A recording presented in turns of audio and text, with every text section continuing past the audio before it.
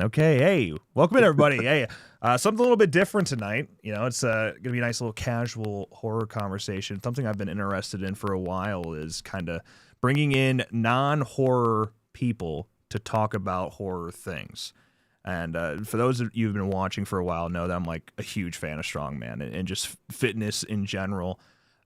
So you've been popping up in my feed a lot lately, Bobby, and you just recently retired from Strongman. And I saw that you were interested in doing new things. I'm like, maybe he'd want to come on to a horror podcast. Dude, I'm actually kind of a huge horror fan. Like, so I say that very carefully, realizing the company I'm in. Right. However, my intrigue of horror started when I was 5 years old in Blockbuster. Nice. So we can probably have some fun conversations. Okay, sweet. Okay. Well, for people that don't know you, I just gotta love that. I look up to you a lot, man, because you kind of you're one of the younger strongmen. So that's why I'm kind of bummed out you retired, dude. Like, we're running out of Americans. We're running out of Americans out here. So yeah, it was my time though, man. It was a responsible decision. Yeah. It's kind of like I tell people, my daughter, she's going to be 11 this year very shortly, and she's only known me to be a world's strongest man. Like, that's the only thing she's ever known me to be, and I'm 32 years old. So, and it's a wonderful thing, but everything has a kind of a timestamp on it where you got to step out. Yeah, it's really not a sport of longevity. So you see guys like, Brian Shaw, and you're like, it's surprising how long he was able to stay at the top of his game, and go out on top the way he did. Yeah, it is. Well, I yes, it is. But then, having talked to Brian, gotten to know Brian a little bit over the years, it's not remotely at all surprising. But that brings up kind of another thing people forgot is I'm not a giant. So it's kind of like the airbag effect. Yeah. Where if you are that big, you can take a little bit more of the pushing, but if you're not, then it's kind of like, okay, you're going to blow a tire soon. Yeah, well, you're 6'1", yeah? Yeah, on a good day. Yeah, a good day? Yeah, I mean, now maybe after lifting so much weight, you might have compressed that spine a little bit. Real worried. I'm real worried about going to look, but yeah, probably. There's a chance. Yeah, okay, so 2022 America's Strongest Man champ. You're a two-time podium finisher at the Arnold Classic, which in and of itself is a wild achievement. And then how I originally discovered you, actually not discovered you, because I've watched you forever, but where I was like, oh shit, this guy's the real deal, was in 2021 when you did the American Log Press record at 217 and a half kilos, just shy of 480 pounds. Ridiculous, by the way. Which just got beaten. Man. It held for 4 years, which in today's world of strongman is pretty impressive. And now it just got beaten at the Shaw Classic, or Strongest Man on Earth. It is, man. That's one of my highlight memories. That was one of the cool, like, okay, I'm Bobby Thompson moments. But to watch what it took to dismantle that record, it's kind of like the original post I put up. I said, there's no salt in these tears, because there wasn't. Watching the guys it took and the situation it took to make them do that, okay, boys, go get it. Yeah. But that's how most of us in the sport are. We realize we're just bookmarks. Yeah. I mean, the records were made to be broken, right? Yes. So that's how it goes when you guys are setting the table. I mean, now just look at the deadlift record, right? Like Thor hitting 510 this past weekend. So yeah. It's whatever Thor wants to do at this point. He's probably got like 525 in him. So at least it looked like it. So he is at a very interesting point where the things there's tires in an engine, and very few guys outrun their engine. He's starting to outrun his engine, I think. And that's kind of where, like, blowing a tire is like a hamstring or a major injury. Knock on wood. Don't want it to happen to Thor. He's a great guy. I love him. But like, he's dangerous because he will do the thing his body's not supposed to do, which will end catastrophically. He's scary. Yeah. Well, that's actually one of the reasons it was even crazier that he did the 510 is that he went on to finish out Giants Live and win the entire show, which isn't too common when you're pulling like a single record like that. So it's not, but it's no. Thor had some issues with some people in Giants Live in the back. And he and I had talked about this years ago, and he said it on multiple podcasts. I'll come back if so-and-so leaves, and somebody left, and then Thor went back. Got it. Okay. So there was some politicking happening, and I'm glad it worked out because I'm glad Thor got paid. He's one of my buddies. Like, I hope all my friends die rich. Like, yeah, what biggest payout in a strongman event? What 100,000 for the 5'10" and then another 40,000 for the win? yeah, he is. I don't. That's gonna be a long time before that's top. It's gonna be a very long time. Yeah, I mean, it's gonna be him. Like, I don't know who else is next time do he it. does it next year at the show. Yeah, I don't know who else is going to do it right now. Though, I mean, super impressed with Singleton at Strongest Man on Earth. So that was a great show. I commented on Brian's video of that. Like, that's truly the best production I've ever seen for a strongman show. So that people need to start matching that. That's what I want to start seeing. You know, it's the Smo is a different. It's almost dangerous to bring Giants Live up so closely to that show because they're different animals. Yeah. My fear for the Smo is what happens next. The show has to get heavier. Yeah, right. Like that. That's kind of like where, like, I remember because Mitchell Hooper and I have had conversations offline about it. Kind of like, hey, we're getting close to the too much line. Like, we're getting there, and it's kind of like I think we're there. Yeah. It looks for brutal. People don't. Yeah, that's a ridiculously heavy contest. Yeah, like watching the safe run, the yoke safe. That was like, oh my god, that's ridiculous. And it's one of those things where you don't understand what that's doing to you until you've been under that kind of load. Yeah, that's why you're not 6'1" anymore, right there. Yeah, like. That's exactly it. Actually, I mean, I've gotten under a 1,300-pound yoke before in training, and that was earth shattering. Yeah, like there's no other real way to describe it because the yoke only wants to go down. It doesn't want to go any other direction. So as long as you stay under it, it stays up. You're right. Yeah, it's really, you're literally between a rock and a hard place, and the hard place is getting closer and closer to the rock. But. That's enough Strongman, though. Yeah, I was about to say I could totally ask you a million questions. I'm terrible. My bad. Yeah, no, it's cool. I love it. But I would say I said it as a joke this morning. We had a horror news recap stream this morning, and you are the first person that's come onto the show that weighs more than me. So, congratulations. I don't think that's going to be true for long. Well, so I actually, like a year ago, I was 420 pounds. I've cut a bunch of weight, lost a whole bunch of weight. I always lifted. That's why I used to be interested in strongman so much. Yeah. But I got fat as shit, and I was like, okay, cleaning up my life. So I cut a bunch of weight, and now I'm weak, but at least I might live to 30. So that's big.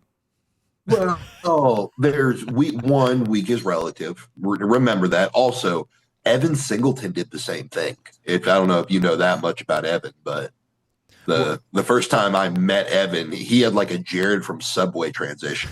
Like, I met him for the first time when he was helping out at a contest, and then I saw him at a show I did, and he went from like hiding food under rolls to like deltoid serrations. Yeah, and I was kind of like, yeah. Oh, wait a minute. So Evan Singleton did something very similar. So there's hope for you. No, I'm good, man. I'm good. I'm out. Too old.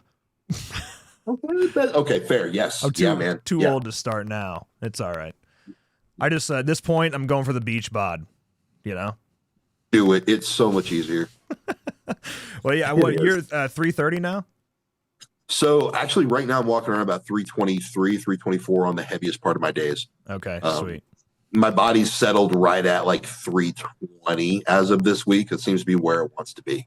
Okay. You are still heavier than me, but not by too much. Well, yeah, okay, fair. No, that's fair. You lost more weight than I did, though, in that short window. Having lost a huge chunk of weight, I know what that means. Yeah, it feels a lot better, man. And I actually haven't lost too much strength. Like, I was able to do 500 for 5 today on deadlift, but I felt good about that. And then I looked up your Facebook story, and you did 800 for 3. I'm like, well, I'm just gonna go fuck myself. Just forget it then. It's fine. It's cool. Hey, I do want to go ahead and note that was beltless too, just because that was really impressive. I didn't know I was gonna be able to do that. But you are stronger than 98% of all humans if you're deadlifting 500 for 5. Yeah, well, you know. That's good, I guess. I'm just saying, pat yourself on the back. Thank you. I appreciate that. Okay. All right. Now I'm actually done with the weightlifting talk. Till it comes back up somehow. But all right. So take me to Blockbuster. You're 5 years old. You said what got you into it? What got you into horror? What caught your eye there? I think it was a little bit more that my parents always said no. And then there was just like, it was like always no, and they would like veer me out, and I would always end up back, and they'd veer me out, and it happened enough. And then my mom went on a Girl Scout camping trip with my sister, and it was just me and my dad at home. Um, my dad, of course, was back and forth between real jacked up deployments, so his thought process probably wasn't necessarily that great. He's like, "Oh, we're gonna go to Blockbuster and rent some movies." And he goes, "You can get whatever you want." I was like, "I can get whatever I want." He goes, "Yeah." I was like, "So." There was like Warlock, The Mummy, Leprechaun in the Hood, Night Before Elm Street, and like not the first Night Before Elm Street either. The like I think it was might have been 2 or 3 when shit got real weird. Okay. Like so that was when I was like 6, and then after that it was just any time I could see anything. Horror was just my immediate draw. Nice. I mean, 5's pretty young. That's younger than most. Like I was 2, but I had parents that said yes. I don't know why. I'll have to. We need to get my mom on the show sometime. But yeah, I've been watching since I was like 2. Dude, I saw The Sixth Sense in theaters, and I was born in '92. So what, 4? I might have been 5. Might have been 5. Dude, that movie still is kind of creepy, actually. Like at the window on the passenger side window there when he sees that ghost, and there's some moments in that are still pretty jarring. It's yeah, and it was one of those things that I understood way too much. I understood way too much of when I was watching it. Yeah, and I think that was kind of the scary part. Is I was completely thrown when I found out Bruce Willis was dead. I was like, as a kid, I was trying to kind of like copulate what I just saw, and I was like, wait, movies can do this? Yeah, it was like no, yeah, no, I didn't. That was a good one. That scarred me a little bit, but that was a good one. I remember the first time seeing Saw and having that feeling. I was a little bit older though because I watched it when it came out, so I'd have been 10. Is that right? Or yeah. Is it 2004? 2006, 2004, whatever, 8 or 10. But I remember seeing that twist for the first time, and I watched it with my whole family, which is very rare. We never watch movies together, and everybody's mind was blown, and I was just kind of feeding off of their reactions. And that's still probably one of the best twists ever. Saw was I thought Saw was good. The first one was, I really enjoyed the first one, actually. Like, I was like, okay, I didn't see that when it came out. You only really get enjoyed the first one. I felt like afterwards, though, things like they were relying on how people were dying far too much. That's correct. It goes full torture porn. Yeah, and I'm kind of like, okay. I was like, that's kind of like, yeah, 13-year-old Bobby, maybe. But, like, now I would like a little bit of substance. Yeah. I got a super chat here, and you know what? This is a weird question, so I'm going to throw it at you. You only get one, $1 million, your dream mansion, a single potato chip, or the DeLorean time machine. See what kind of weird shit we get here? Okay. The DeLorean works, right? I would think so. Yeah, I'm going for DeLorean because I'm just going to wait and then run back like the last Powerball numbers and make more than $1 million, and then go buy my small mansion. Exactly. And if you're going off the Back to the Future rules, that's why I was asking. It's like the DeLorean works, right? Well, yeah, and then like the way time travel works in Back to the Future, where you can go back and affect present day, like it's not the Avengers rules, if you will. No, especially if I stumbled upon like stoned me. I know we're not supposed to meet our person when we go back, but like if I find Stone Bobby, I'm like, hey man, this is how this. He would buy it. Not Stone Bobby probably would have some questions. Well, if it's still you talking to you, I think you'll be committed either way. Stone Bobby, I'm in. Talking to me might think it's a skinwalker. And I might reach for my gun. So it's kind of like, okay, what are we doing with this? Depends how far back you're going, because I think like 15-year-old you and earlier may not believe it's actually you. Oh yeah, no, that's not. Yeah, with no hair, no hair. I had hair down to my shoulders from like 12 on. So yeah, no, like. Yeah. I'm you from the future. You're lying, some bitch. I don't know who you are. That ain't. That's right. So, what is your favorite horror movie ever? Oh,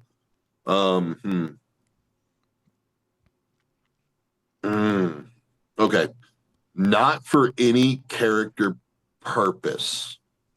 But what would it be?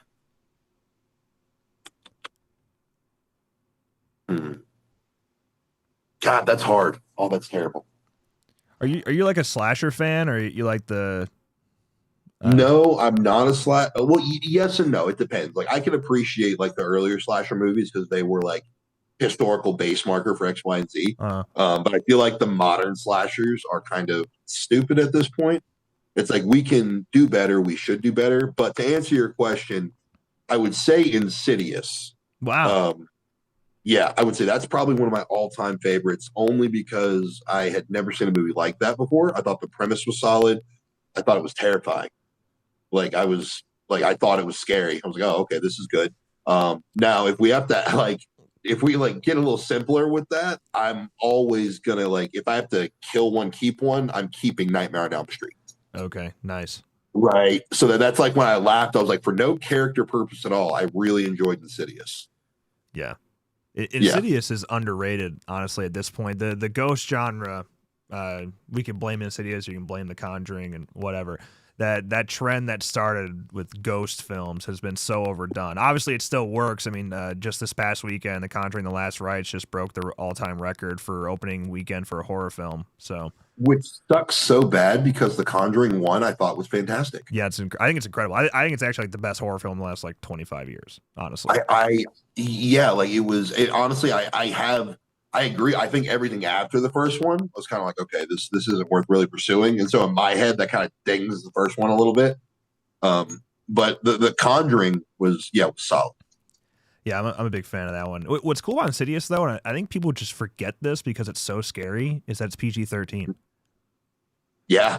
It's definitely, I can't think of any competitors even for PG-13 horror. It's got to be the best PG-13 horror film ever. Definitely. No, I had forgotten, actually, and I was about to argue with you because of some of the kill scenes. And I'm like, actually, no. None of the kill scenes ever really, they never really touch any extreme gore. Yeah. It probably should be rated R just based on scares alone. Terror effect, yes. Yeah, that's terror is considered one of the rated R criteria, so you would think it would be there, but in 2010 it wasn't. So, do you think because it was such a splash and I think it had a rather low rated kind of cast, wonderful work, everybody involved, but I'm gonna say this: you probably know 3 or 4 movies that the lead character played in, but what's his name? Like Patrick Wilson? Or are you Thank talking? you. Yes, Patrick. That's kind of my point. Patrick Wilson was the most popular, or was the most popular actor in that movie. Yeah. Or actress across the board. And I think that is kind of what shot the film, is they didn't have anyone who kind of made you kind of turn your head other than Patrick Wilson. And he's not even really kind of up there, so to speak. Yeah, he falls into a pretty niche area because he was more well known for Broadway and musicals at that time. So he still is. That's why in Conjuring 2 he sings Elvis and it sounds so damn good. That is true. Yes, I forgot about that. Thank you for saying that. Yeah. We had another question here. Quoth the Raven was wondering, Braun Strowman or Mark Henry, who you got? And no context to that. Yeah, both have a lifting history, obviously. Okay, so are they asking about fighting? I don't know. But I mean, they're both wrestlers, right? So I mean, I know Braun was a strongman, and Mark Henry is obviously an Olympic lifter. But Mark Henry is also a state champion wrestler, I believe. Or I believe he was. He wrestled, if I'm correct, actual wrestled before entertainment-based wrestling. I didn't realize that. I've met them both.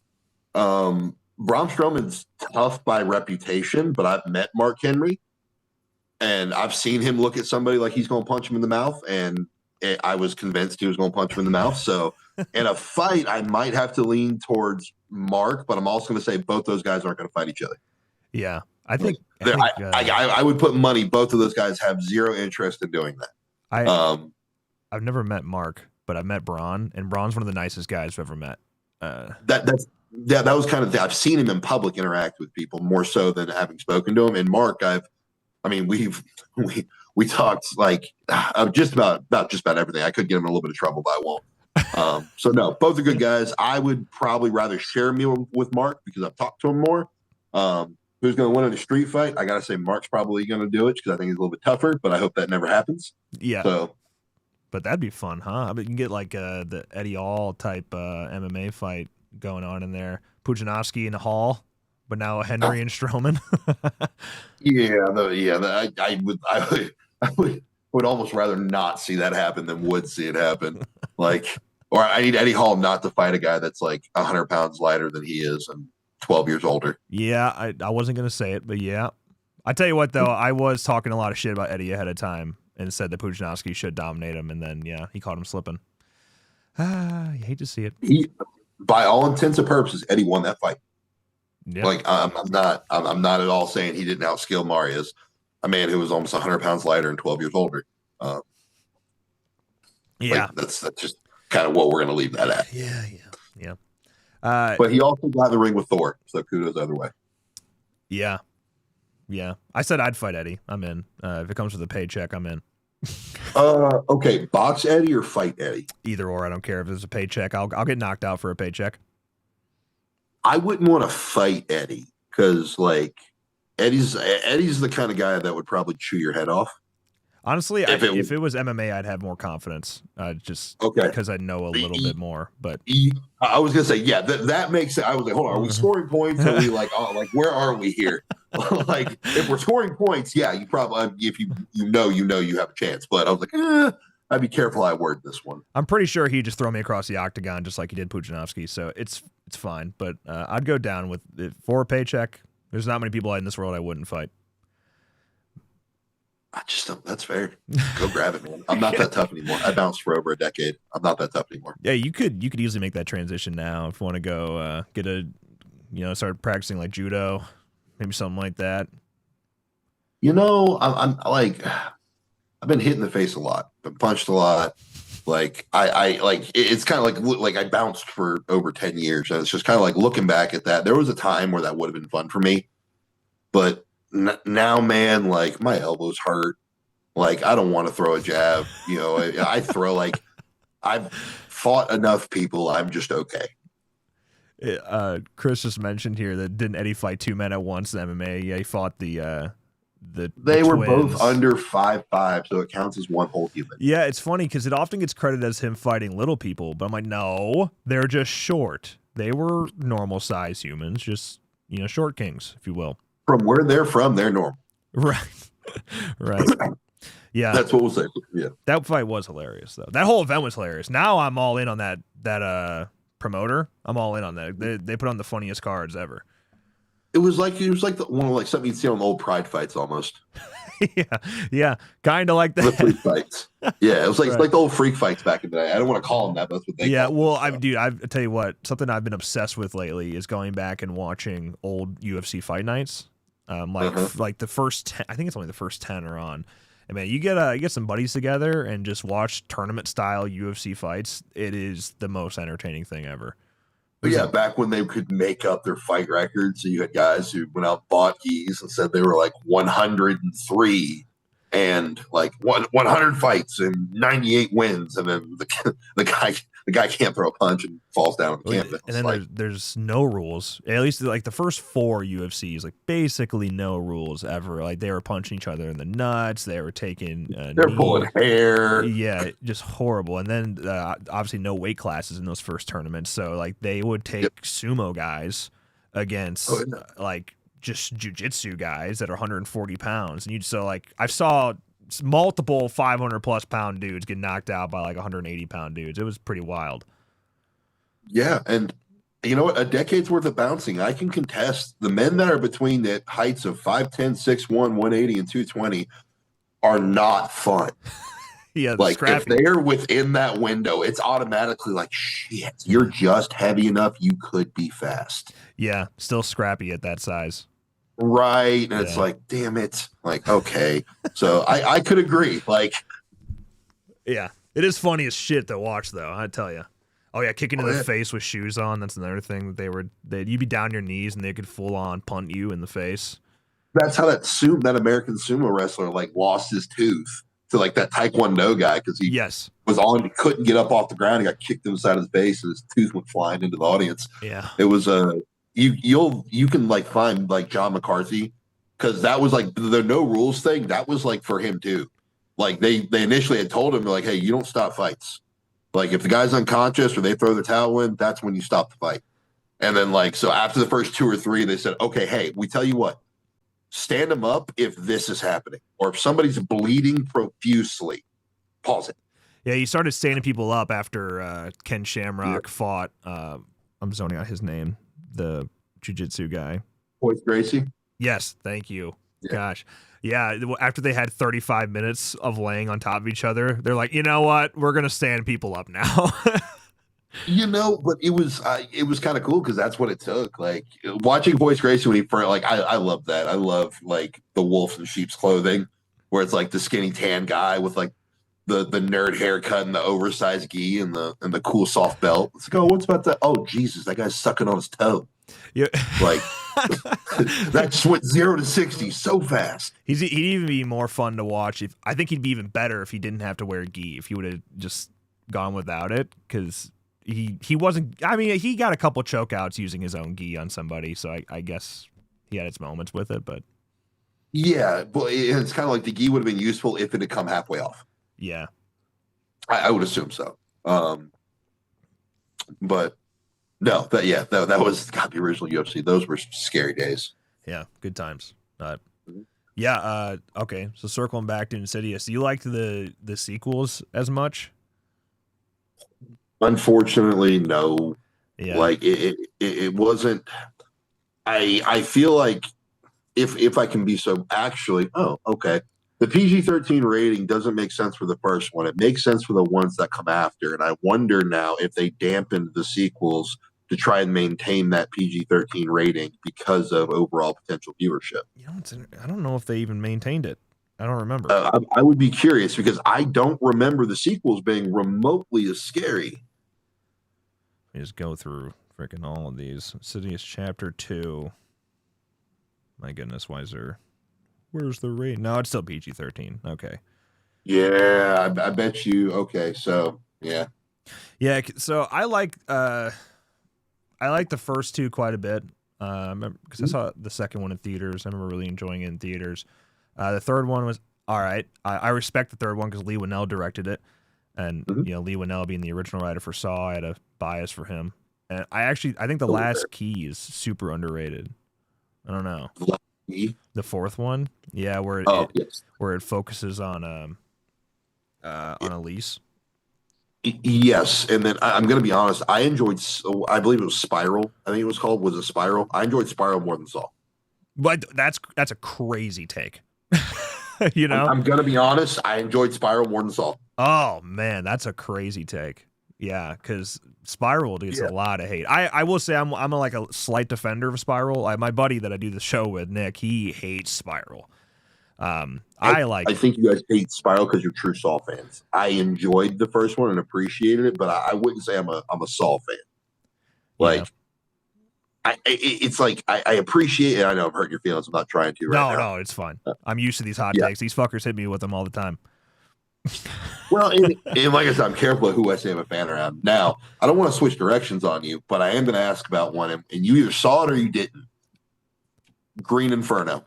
Yeah, I saw Green Inferno because it's Eli Roth film. Yes. Thoughts? You're leaning in like kind of out of my comfort zone a little bit, because mine too. It's okay. Yeah, I remember. So I'm not a big like splatter film guy or like just gory to be gory. So yes. I'm unfortunately one of those that's not a big fan of Terrifier. I respect those films and what they've done, but it's too much for me. I like a little character with my gore. I don't know. I think you said torture porn. So and that was.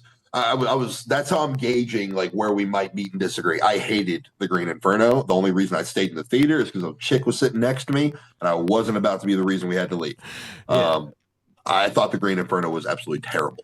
It's my least favorite Eli Roth film, and actually scratch that because he did Borderlands recently, and Borderlands fucking bombed. Oh, I haven't seen Borderlands. Yeah, I feel bad because I love Eli Roth, but but have you ever seen Cabin Fever? I have. There's a couple renditions of it though. Are you talking about the one who had the guy from Boy Meets World? Yes. Yeah. Cool. Yep. That's the only one that matters. Ryder Strong. I'm about to meet him. I'm about to meet him in November.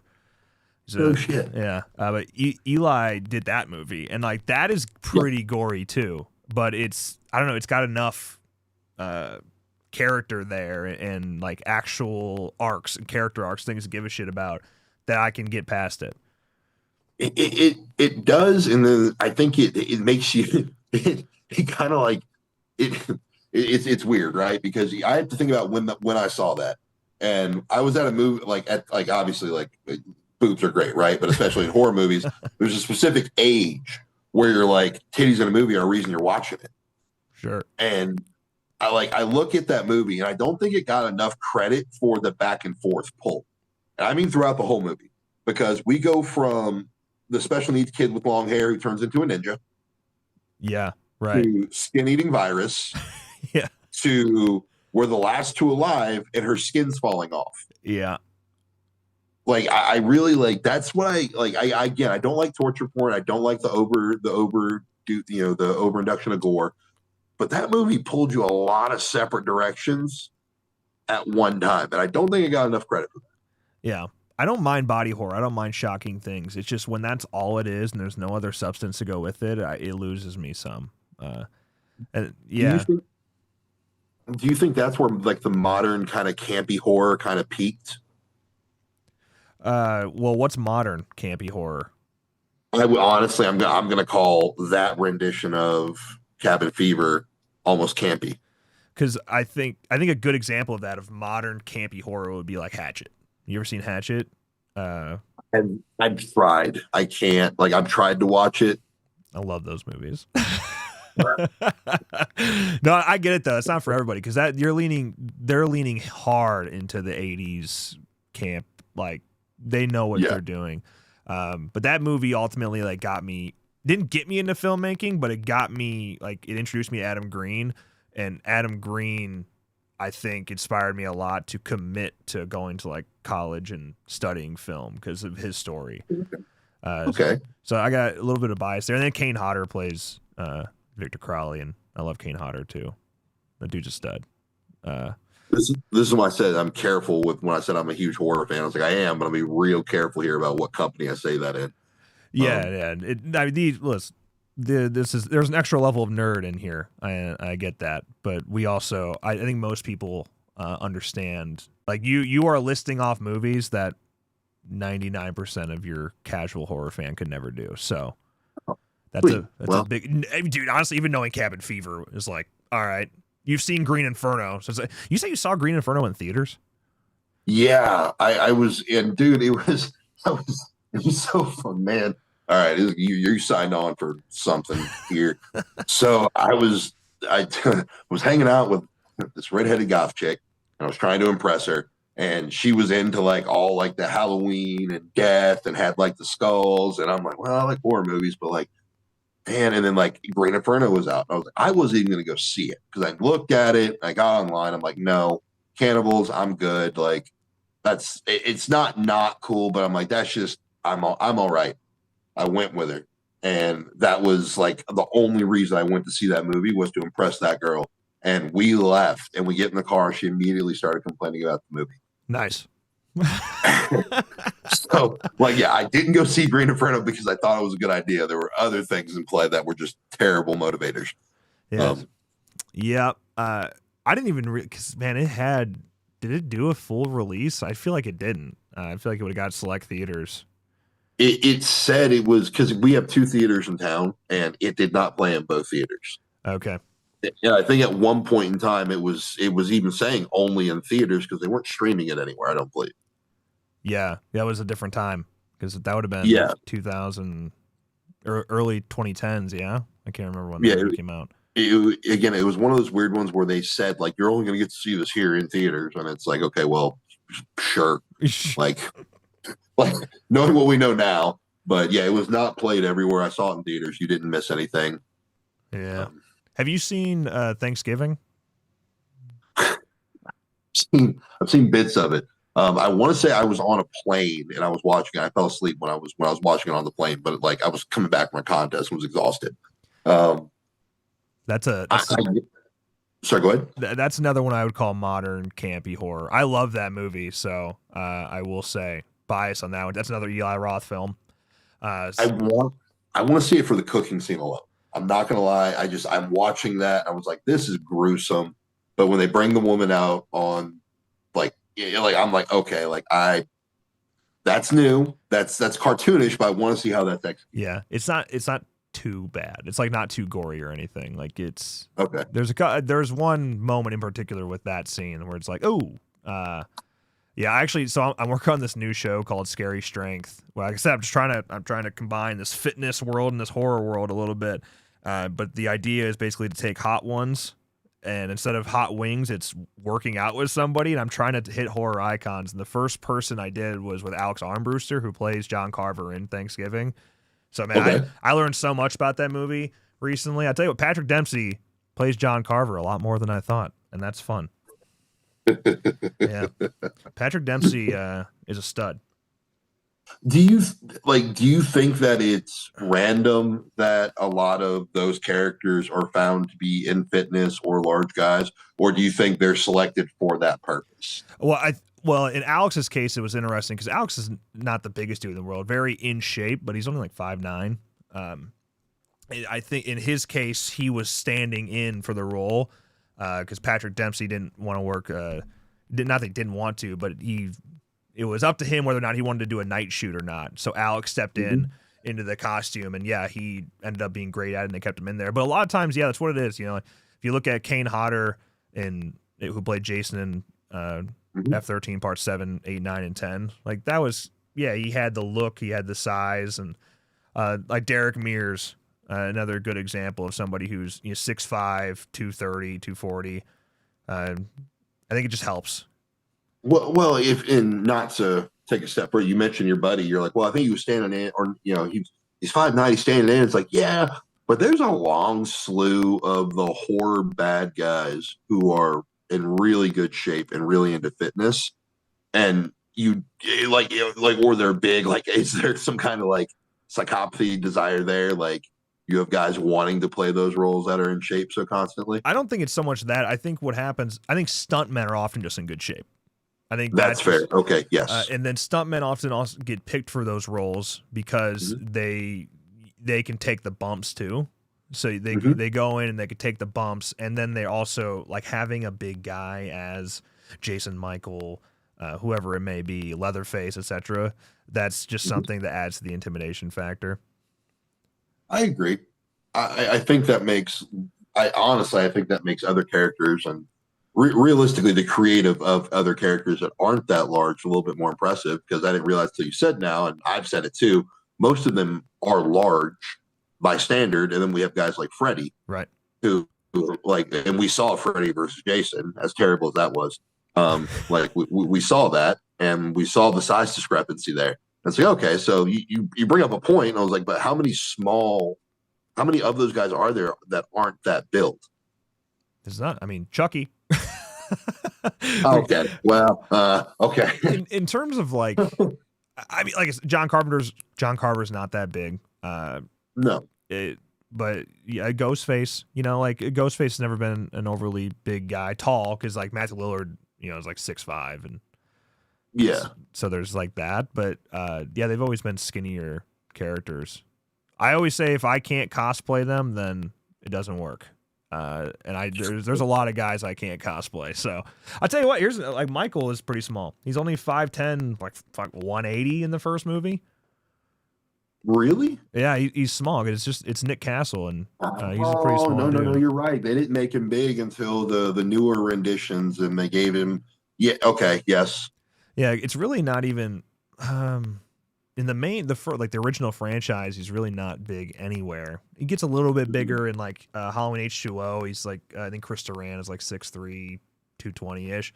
But then like in the new ones, James Hugh Courtney's 6'3". He's a little bit bigger guy. But yeah, then Rob Zombie's films happen, and it's Tyler Mane, and he's 6'9", 260. Yeah. And yeah, becomes at freak. Least we knew why he walks so slow now. Like that one made sense. Like, why does this guy walk so slow? It's like he walks everywhere. Well, yeah, like he's big. He can. Like when he was skinny, I don't know what the hell that was about.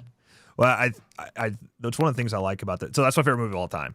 Okay, but if you hate it, I won't be triggered by it. Don't worry. Maybe a little bit. I don't know. We'll see. I'll make a case. Finish your part, and I'll tell you my issues with it. I I like the stalking and the slowly working and like, the way he like sets up scares. I love that. And I love the fact that he's doing it with no motive whatsoever until the motive kind of gets introduced in the sequels. But that's, I don't like that very much. Now they have the game. That's like what our channel has been right now is the game coming out next year. And they're leaning into that stalking element. So I like that. So I agree. The stalking element is his signature, and it's scary, for lack of a better word, knowing that you can run away from something as fast as you want, and he's still going to find you. Cool.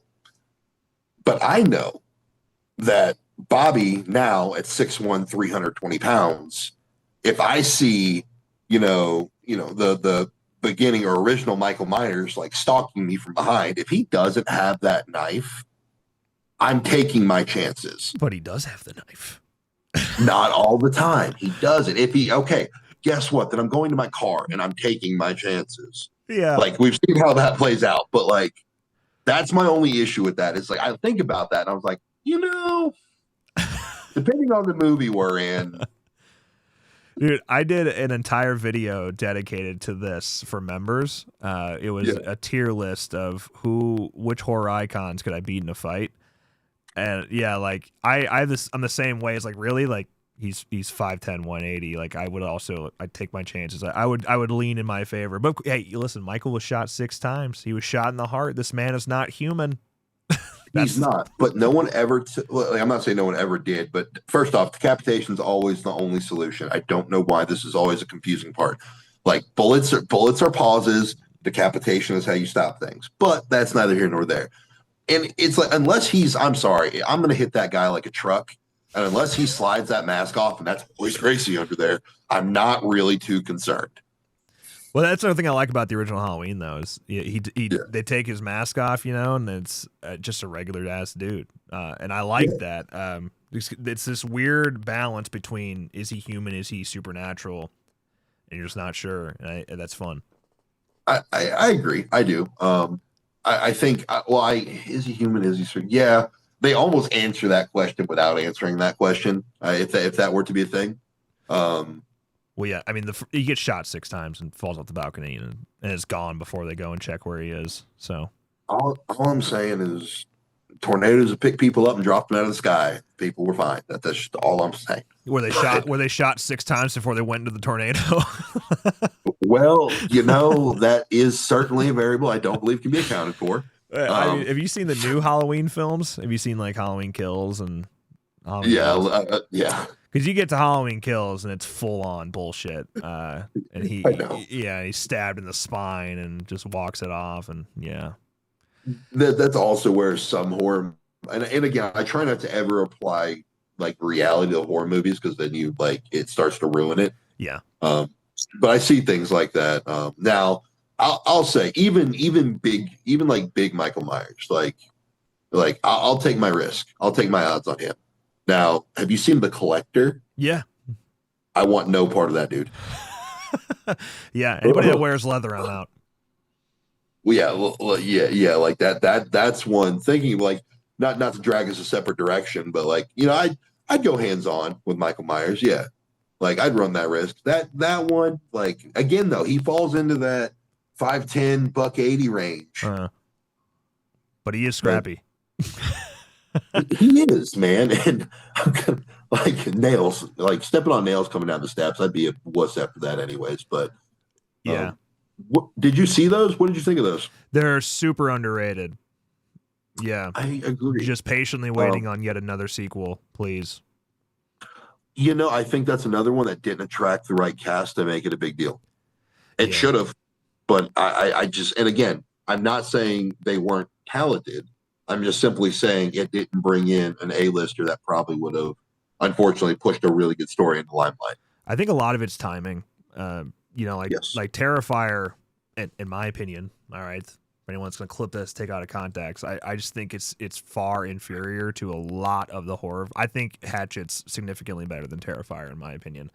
And I don't think it's harder to beat Terrifier. That's the problem. It's not harder to beat it. Yeah. I think the timing of it, I think, is like people really, I don't know, it's weird because I think a lot of Terrifier fans No offense to anyone's Terrifier fan. I think it brought in a weird casual audience, which is crazy because it's so unbelievably gory. But there's like so many people that are Terrifier fans, but not like slasher fans. It's weird to me. So I think how can I think how can I've been thinking on this as well, because it's kind of like the people who will ask me if I've watched that movie. I'll kind of stare at them. I was like, why did you watch any of that? I was like, because it's like, okay, you're right. It attracted a new group of people, but it almost seemed like it got the TikTok people. Like, it almost seemed like that was like TikTok's first accepted horror movie for some reason. It was the perfect marketing scheme. Maybe scheme's not the right word. Ploy? I don't know. But yeah, leaning into the whole people are barfing at this movie. Like, so the most random group of friends who aren't even horror fans will go watch it, and then they become obsessed with it, and they're proud that they got through it, and yada yada, you know. And then Art the Clown. It's interesting when it happens, but you created a character that became more popular than its origin. Yeah. I mean, like, we don't even know the origin. We're still there. We still don't know the origin of Art. That's another story. I know what you're saying, like the actual origin. Yeah, the origin being the movie. Like, you saw the Terrifier, were introduced to Art, and then people will want to be that costume for Halloween now and be afraid of it and remember it and share the memes for it and have never seen the movie. Yeah. I mean, I said I'm not the biggest fan of those movies, but the things I will always say is like Damien Leone, writer-director Damien Leone, and then head of special effects. Like, his special effects are the real deal, and I give him all the credit to that. The way he brought practical effects to the limelight like that in modern day horror, which is not too common. And then David Howard Thornton, who plays Art, is top notch. Like, if it wasn't for him, the franchise doesn't blow up the way it is, because it's really one of the only examples of a modern horror icon. I would agree, and that's kind of what I should have said icon more so. And you have a character that has become more popular than the storyline, right? Like, and that's it's an icon, just like you said. More people know who Art is, or what Art is, at least, than they have seen the movie. But that's for the reason you just said. You know, the effects being so good. That's why I didn't watch them all. That's why I won't watch them all. Yeah, Damien said that it's going to be more brutal. So I'm like, damn, how do you do that? But yeah. I'll wait for you to let me know how that goes. Okay. It's a lot of people don't even know, like, All Hallows Eve, which introduced the character of Art. A lot of people don't even know that movie exists. See? No. See what I'm saying? Yeah. Is it worth watching? No. So it's fun. It's not as like brutally gory. It's still gory, but it's also not David Howard Thornton as Art, and that definitely changes things too. So okay. Well, I watched the first one. I would say I suffered through it. I watched the first one, part of the second one. I would be interested in seeing where the like further story back came from to some degree. Well, I will say I enjoyed the third one the most, because they do lean into the story a little bit more. It's still wildly gory, like chainsaws to the testicles type shit going on. But they're getting there. We're getting to a story. I don't know. My problem is I have to eat so many meals a day still, because I don't want to be skinny, even though I'm retired. That if I'm ever sitting down and can watch something, food is coming then or shortly after. And I'm not doing that, homie. I'm not going to sit there trying to eat my ground chicken and my rice and my vegetables. Yeah. You mentioned Terrifier being like a TikTok movie, and I think that's interesting. Someone just mentioned like Conjuring turned into a TikTok movie. 100%, yes. Yeah, it's funny that the Conjuring: The Last Rites, which I felt like the marketing wasn't all that exciting, but somehow it goes out and makes $184 million opening weekend, biggest opening in horror history. It's like, what are we doing? I don't know. I'm gonna be honest with you. I saw it was coming out, and I didn't even take it as something I was going to see. I was like, you know what? They have not.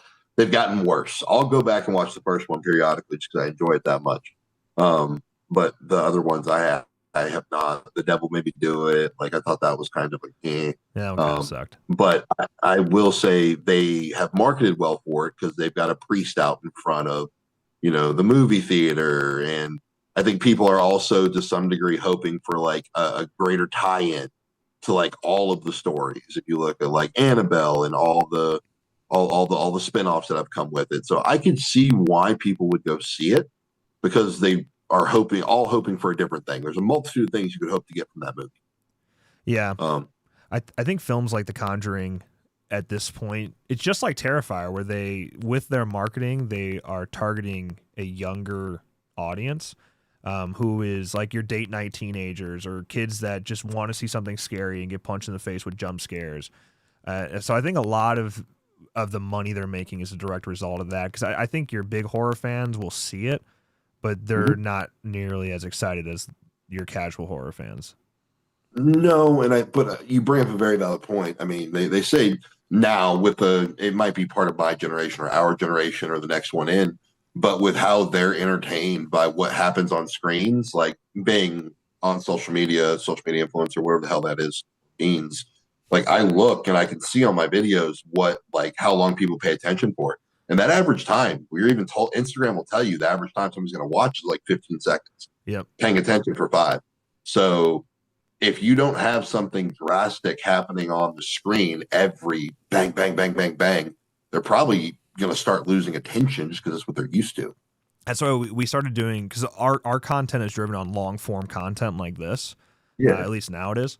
And we started doing cold openings it's enough where if you get something exciting in there, a clip from the show that's exciting and kind of like clickbaity, if you will, you start the clip, then you roll the intro, and then you roll into the full show. We found that saves our retention. And so far it seems to be working. We'll see. But yeah, that's what I mean. People, you have a never ending amount of content that you can engage with per day. So what's it going to take to get somebody to keep watching yours? And yeah. And it's not, well, it's not even what's going to keep somebody watching yours. That's easy. That's not hard to reproduce. It's what population and what you want them to do. Yeah. Like you can, it's not like I've as stupid as that sounds, maybe that's a little cocky, but I know exactly what would go viral, and I can think of the things that would go viral for me to post on Instagram to make people watch. But the power of any social media, and YouTube included, comes from what you can get those people to do.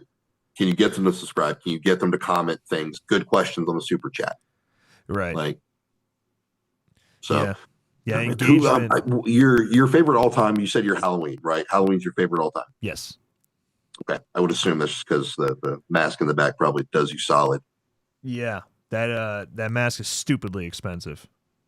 I was going to say that, like, I mean, it looks, why do I feel like that was worn by somebody important? Nah, this was not like screen used or anything. I wish it was. Oh, okay. I wish it was. I the only screen used stuff I have stuff from, so you're a 90s kid, so I got to think like Scream and that whole Scream era. Is that something that you enjoyed? Or? Yeah. Yeah, because like I have from I Know What You Last Summer, I have one of the fish hats from the parade. I have one of those screen used fish hats. And then other than that, all the screen used stuff I have is from Thanksgiving, because it's it came out at a time that I had money. Now getting anything getting anything from original stuff, like you're definitely not gonna get shit from like Halloween. But like Scream just had one of the robes go for like $150,000. It's like I can't do that. I don't pick on any man for his hobby. I don't. But what would you have to spend $150,000 on a robe some other man wore? Dude, I tell you what, if I had the money, I wouldn't have hesitated. But that's the thing. Like, when you have the money, does have the money mean I've got $150,000? Here's everything I have, or like. Well, I tell you, the horror genre in general has become a very exploitive place. It is. I mean, maybe a real collector bought that. I'm not sure who got their hands on that, but so many people that are buying things in that space now are buying it with the intention of reselling. I would assume so. Yeah. Other than like Sean Clark. Sean Clark buys everything and he'll never sell it ever. But yeah, it's same with like Pokemon. So many people buying Pokemon cards are buying them with the intention of reselling. Yep. No, that's a thing. That is the thing nowadays, is the resale game. It's, it's content people will watch, people will go look, people will attempt to do. So I think that's why it's just easy. Like it comes out, it's something people are going to build. I have to ask, how much did you spend on the mask? So it retails. It's not like it's MSRP or anything, but it goes for now like 1,500. I got mine for 300. I got lucky. So it's called a NAG 75K, an NAG 75K, and it was finished by a guy named James Carter. And they're really hard to get. And I couldn't tell you why they go for so much money. They do look incredible. Don't get me wrong. But for that much money, no way, dude. You could find masks for way cheaper that are close enough. You know, man, I have paid some money for workout equipment, so I won't. Sure. Like I won't get on you, man. But if you were going to tell me you paid $1,500 for that, I was gonna be like, ooh, like your wife stayed with you. Well, solid. I'd say, it's funny because all this stuff. This is like my life insurance policy, man. That's why I never get anything signed to me anymore. I don't never get anything personalized to me because if I die out of nowhere, I want my wife and my kids to be able to just sell all this and be good for a few years. So also, as somebody, I don't know if you've signed autographs, as weird as that is, as somebody who has, when somebody comes up, hey, can I have your autograph? They hand you a photo or something. Yeah, sure. You go to right. Can you make it out to? I'm like, first off, my brain is on autopilot. I have to do this hundreds of times over the course of the next 2 to 4.5 hours. So you not asking for something to be personalized, thank you. To whoever you're asking, they may not understand that. Thank you so much for just giving them the liberty to sign their name, smile, shake your hand, have a conversation, and go. You'd be surprised how many people don't like that. You know, like a good example actually is Shannon Elizabeth, who's in Scary Movie and American Pie. Yes. She won't sign stuff, very rarely at least, she won't sign stuff unless it's personalized. And I think a lot of that, there's like this weird, I think people hate resellers. I think people don't like the signatures coming in bulk and just immediately going on to eBay. I think who gives a shit if somebody's paying for the signature? Who cares? Like, yeah. I don't know. No, I agree because you can't really. It doesn't. How do you assign a value to a signature? All they do is look back at like, well, 1, is it real? 2, is it certified? Whatever. And 3, what did the last one go for? Right. So like those items are only worth what somebody's willing to pay for them. Yeah. But yeah, so please, again, maybe that sound like a douchebag, but please continue to not ask for things personalized when you're getting autographs. In the long run, it makes such a huge difference. Yeah. So what's your most hated horror film then? What's the one you hate the most? It's tricky because I'm such an easy guy to, like, you give me some sort of redeeming quality and I won't shit on the movie completely. Although I get a lot of flack for how much I talk shit about Halloween Kills, but I do say that that's a fun movie. I say it's a fun movie, but it is dog shit. All right. But all right, well, take some laxatives and take a shit on a movie. Let's go. Well, I'd tell you what, I think anytime somebody asks me that question, the movie Death House comes to mind. I don't know if you've ever heard that or seen that movie. I didn't watch it. I think I saw it on Amazon Prime. It was available. I haven't watched it. Death House. Okay, I'm gonna go watch your worst. I'm gonna watch your most hated horror movie. Right. It's not so much because I'm sure there are movies that are made worse. There are a lot of $12 horror movies. All right, a lot of bad horror movies. But the thing about Death House that just killed me was because it was one of Gunnar Hansen's movies that, like, before he died, he was very intimately involved and helped with the story. And then, Gunnar Hansen dies and B. Harrison Smith goes on to keep making it. And they brought in so many horror icons from slasher movies forever, like Bill Moseley, Kane Hodder, R.A. Mylehov. The list goes on. Tony Todd is in there. There's just so many people in that movie. And then the director, Harrison Smith, hyped it up like crazy. He said that there were certain effects that competed with, like, the chest burster and Alien. Things like that. Just pretty crazy claims. And then it was just the fucking worst, man. It was so bad. That's ballsy. Yeah, it just, you take it, the movie's not the worst movie ever, but you combine it with the marketing and the people that are in it who should have made a very good movie. Like, it should be, Alyssa Rose in it too. Like, there's so many people that I love in that movie, and it just sucks. I can't do it. Okay, so then let me re-ask that. What is your least favorite? Because you don't want to take a dump on a movie. Or what's your least favorite mainstream horror movie? So I don't. Okay. Least favorite mainstream horror movie is probably Night Swim. And I've been saying this a lot totally lately. fair. So I don't know if it's actually the worst mainstream horror movie because it is made pretty well, all things considered. But something I've said several times, and I commit to this, it's the worst written mainstream movie. It is so unbelievably bad. That movie makes me mad. I've done several podcasts on that movie, and it fucking drives me nuts. Like, have you seen the movie? I've seen parts of it. I fell asleep watching it on a plane. Well, see, you did the right thing. Yeah. You did That's when you said, I was like, yep, because I didn't feel the need to go back and watch that again. There's a scene at the end. They're figuring out that the evil things in the pool and whatnot, and the mom goes and is swimming down to save her kid. And in order to swim down to this hole in her pool, she takes a garden hose and she fucking ties it off to a diving board and then swims down and uses it to breathe. Can you see why that's not fucking possible? It drives me nuts. This is why I don't. I know, and this is why I don't apply the logic, because I remember that scene. I remember that part. I don't believe I slept through all of this then, because I remember thinking, "Oh, she's going, that hole that she just swam into," and then like all of a sudden she's on the other side, and it's like an open structure. I'm like, okay, you've lost me. Yeah, like that's when like my brain starts kind of like, I can't even bring this together. It's funny. I can buy into the dumbest stuff. I love slasher movies, and they're all like monsters that can't die, and I can totally buy into that. But the second you tie off a garden hose and breathe through it, it pisses me off beyond belief. I don't know. How dare you manipulate your oxygen needs in your completely fantasy-based film? You can't even breathe through a garden hose in general. Like, if you try that and not tie it off, it won't work. So it doesn't work very well. No, it doesn't. Yeah. So tying it off. Yeah. And then the hose is like 900 feet long. There's also that part of it.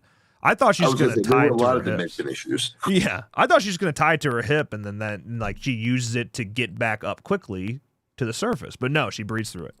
Genius. No. I would like to see and again, jumping again, dude, I'm sorry. I don't get to talk horror movies many people very often. Mimic. Talk about a movie that scarred me as a kid. You know it's being remade? I was hoping. It just got announced. Yeah, it just got announced it's being remade. Like literally this week. Like it got announced. That is one, you have to look, it's bug horror, right? Like bug horror automatically has a certain limit to how scary it's going to be. Like you've either got 8-Legged Freaks or Starship Troopers for bug horror. See that? This is how I know you're a legit fan. Even mentioning 8-Legged Freaks. I owned it on VHS. I have it on VHS right there. I just got it recently. Like I owned at one point. I don't know where it is. I owned that on VHS at one point. Yeah, no. So like those are your bug horror avenues, right? And unless you want to be like a C movie on Sci-Fi, they did some cool things, but like that's pretty normal. So yeah, it just feels like they went they didn't drive into that same avenue. It just felt like they expanded well, and it was kind of scarring. Like if you're walking down, like I don't know what your experience in the city. Actually, no, you live out in the sticks. Yeah, I did live in the ghetto of Chicago for 2 years though. Okay, cool. So if you saw some, like you can look at that and go, I see that trench coat figure walking down an alley and it being dark and going, that looks like a trench coat figure. I see that happening. Yeah.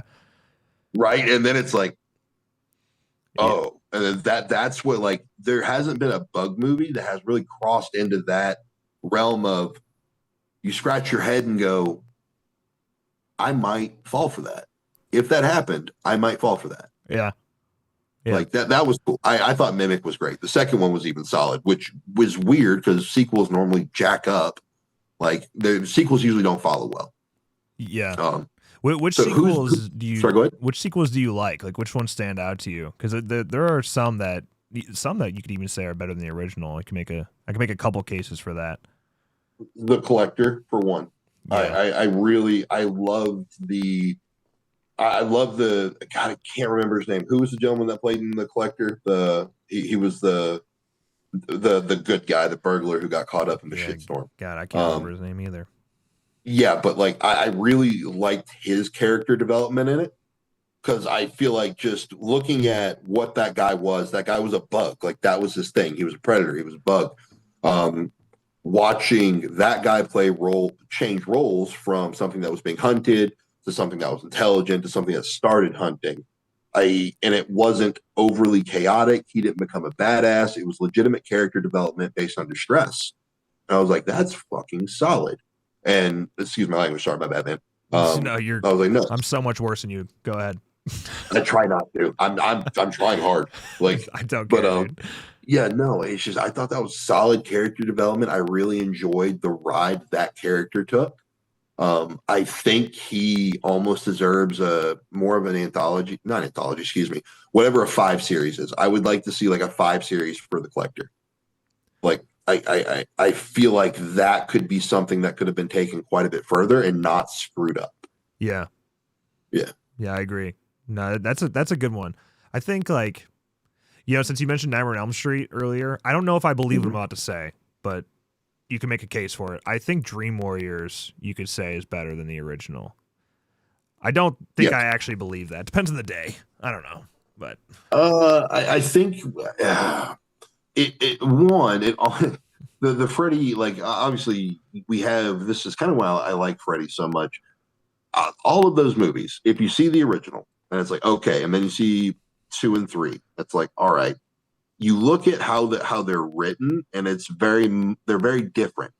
Like to me, it seems like it lacks consistency outside of Freddy, like killing people in their dreams. Like that stays relatively consistent, but just the tone and the way it was filmed, it just seems like Nightmare on Elm Street never really found a home, if that makes sense. And even looking into the modern one where they brought him out, obviously they changed stories as necessary, but they completely altered the modern one, so we didn't really get a good look. And if we look back when Johnny Depp got slaughtered in the first one, okay, cool, that's solid. We went from young Johnny Depp to just what seemed to be a more, I don't know, it just seemed like they tried to keep it too Boy Meets World like for too long, if that makes sense. yeah, I mean, the going into the second Nightmare on Elm Street is a really weird left turn because that movie still to this day is credited as the gayest horror movie of all time. Which, funny enough, it's probably the only thing I actually like about that movie. Because the homoerotic gay undertones, which they're not subtle. All right, they're very on the nose. But that's the part that's like entertaining about that movie. But there's certain like Freddy being outside of the dream world always kind of bothered me in Nightmare 2. Yep.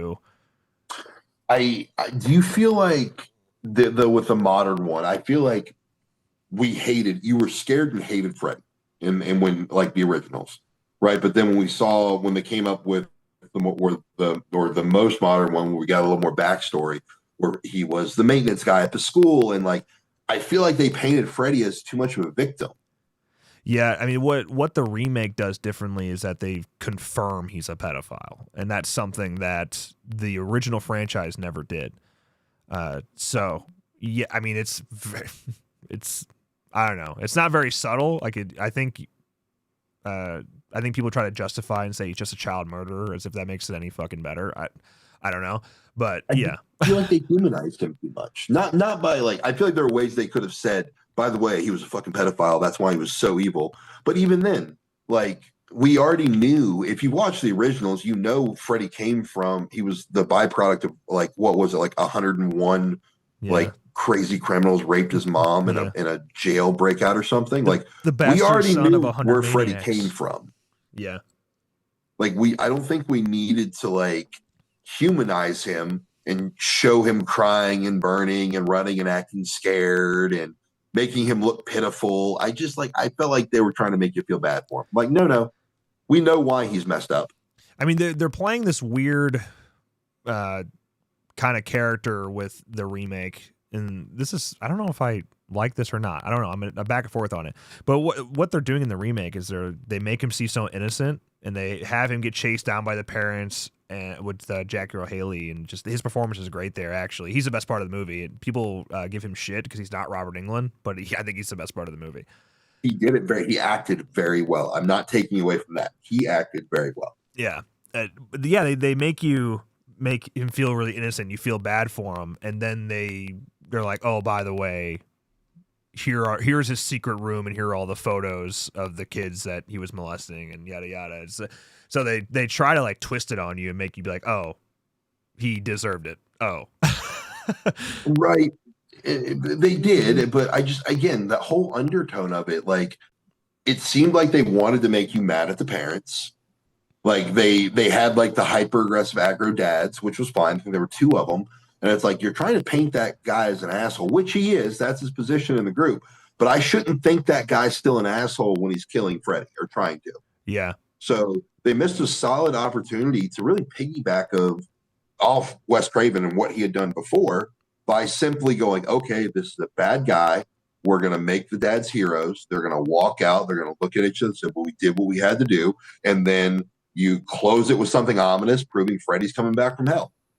Like, and you're done. And you piggyback off of the original story. You've got the old fans and the new. Boom. But no, they had to fuck it up. That's my non-educated 2 cents, at least. I think for the reasons you're stating, I actually think they should have committed to the story change, and they should have made Freddy innocent. Like, if they would have ended that movie with it actually turning out the kids were not honest about what happened with him and that he actually was innocent, I think that would have been more interesting than them just kind of fumbling the story. Yeah.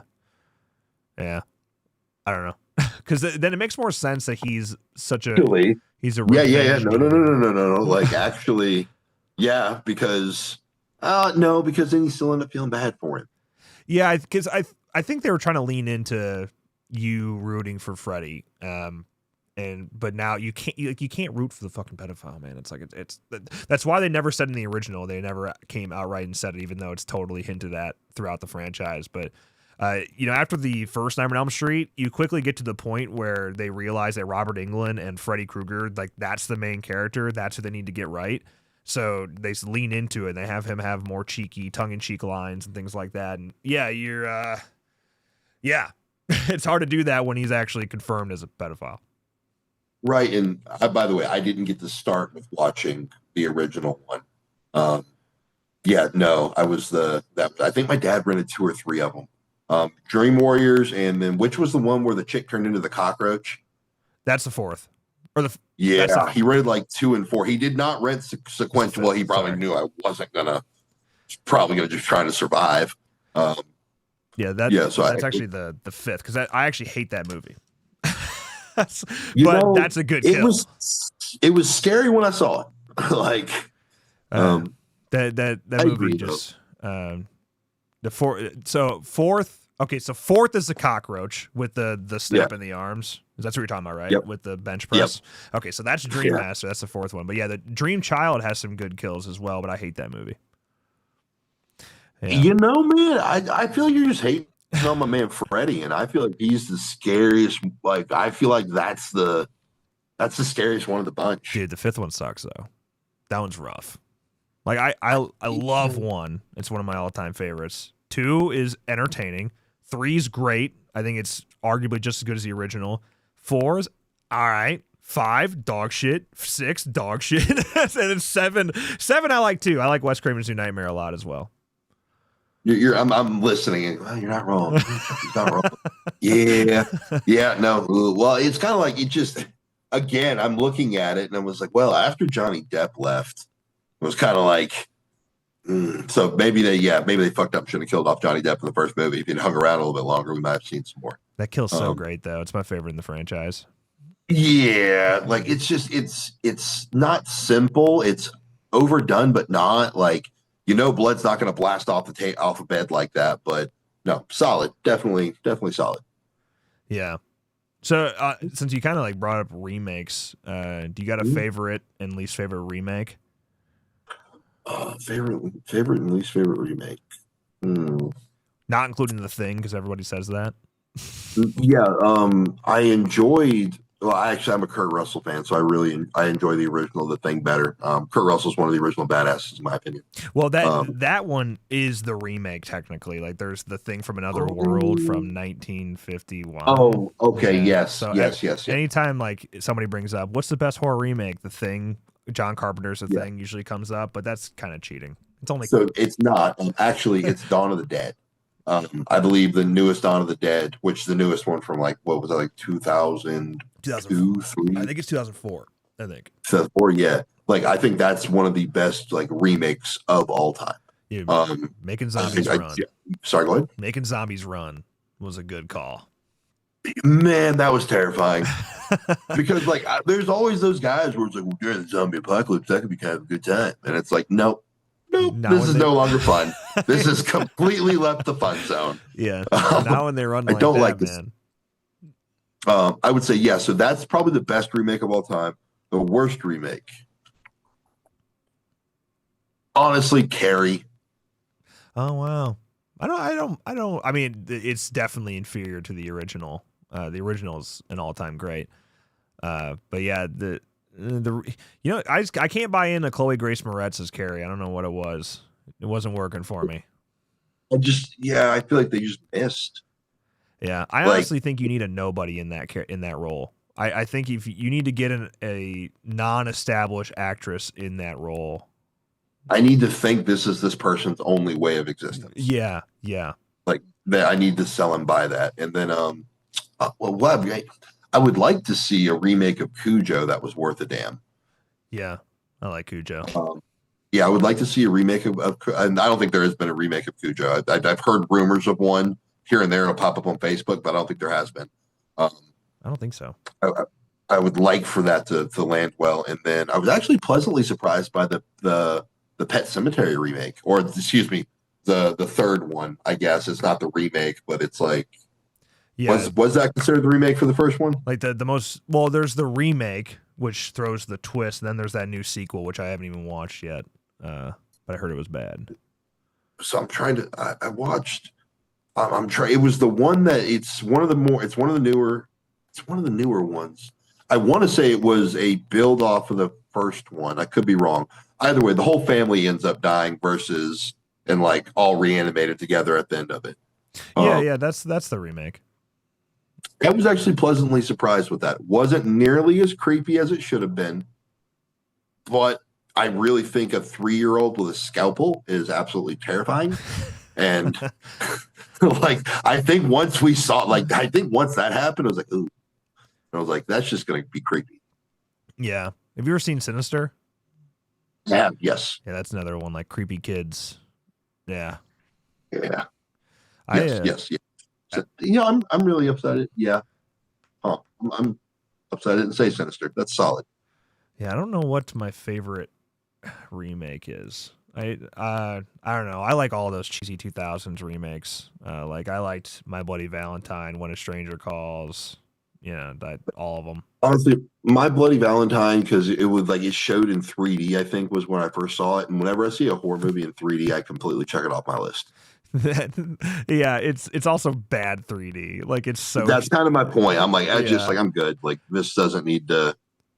Yeah, like Jensen Ackles is in that one though, and that's a big win from Supernatural. Oh shit! Okay, yes. Yeah.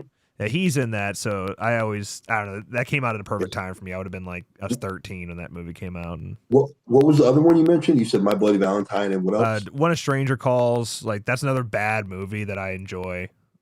Prom Night, even. Wasn't it bad though? When a Stranger Calls, I don't think that was bad. The 2005 one it doesn't get a lot of love. It doesn't, but like I think it was mistimed. I don't think that was bad. It's a little slow. I'll say that. But so was the original, though. What was the other one? One Missed Call, I think. What was that one? Yeah, I don't like that movie. Do you like that movie? I didn't like that movie, but like I remember when people like the ringtone came out. Oh yeah. I remember when the ringtone came out and everyone had the ringtone. Yeah. Like that was I don't know how that made it to theaters. That was in theaters. Yeah, the ending is bonkers too. That movie's it's been a while since I've seen it, but right. Well, we were stretching back like you're like talking about the Carrie remake. That was a reach. That's 2013. Jesus, that was 2013. We got old. I feel old. Yeah, I was in high school. But you're what? You're 4 years older than me, so I'm 30. Yeah, I'm 32. So I graduated high school in 2011. Yeah, I graduated in 15. So Oh, actually, worst remake of all time. Never mind. Starship or worst sequels or spin-offs. Starship Troopers. They only got worse. Yeah, that's They true. got so bad they tried to animate them.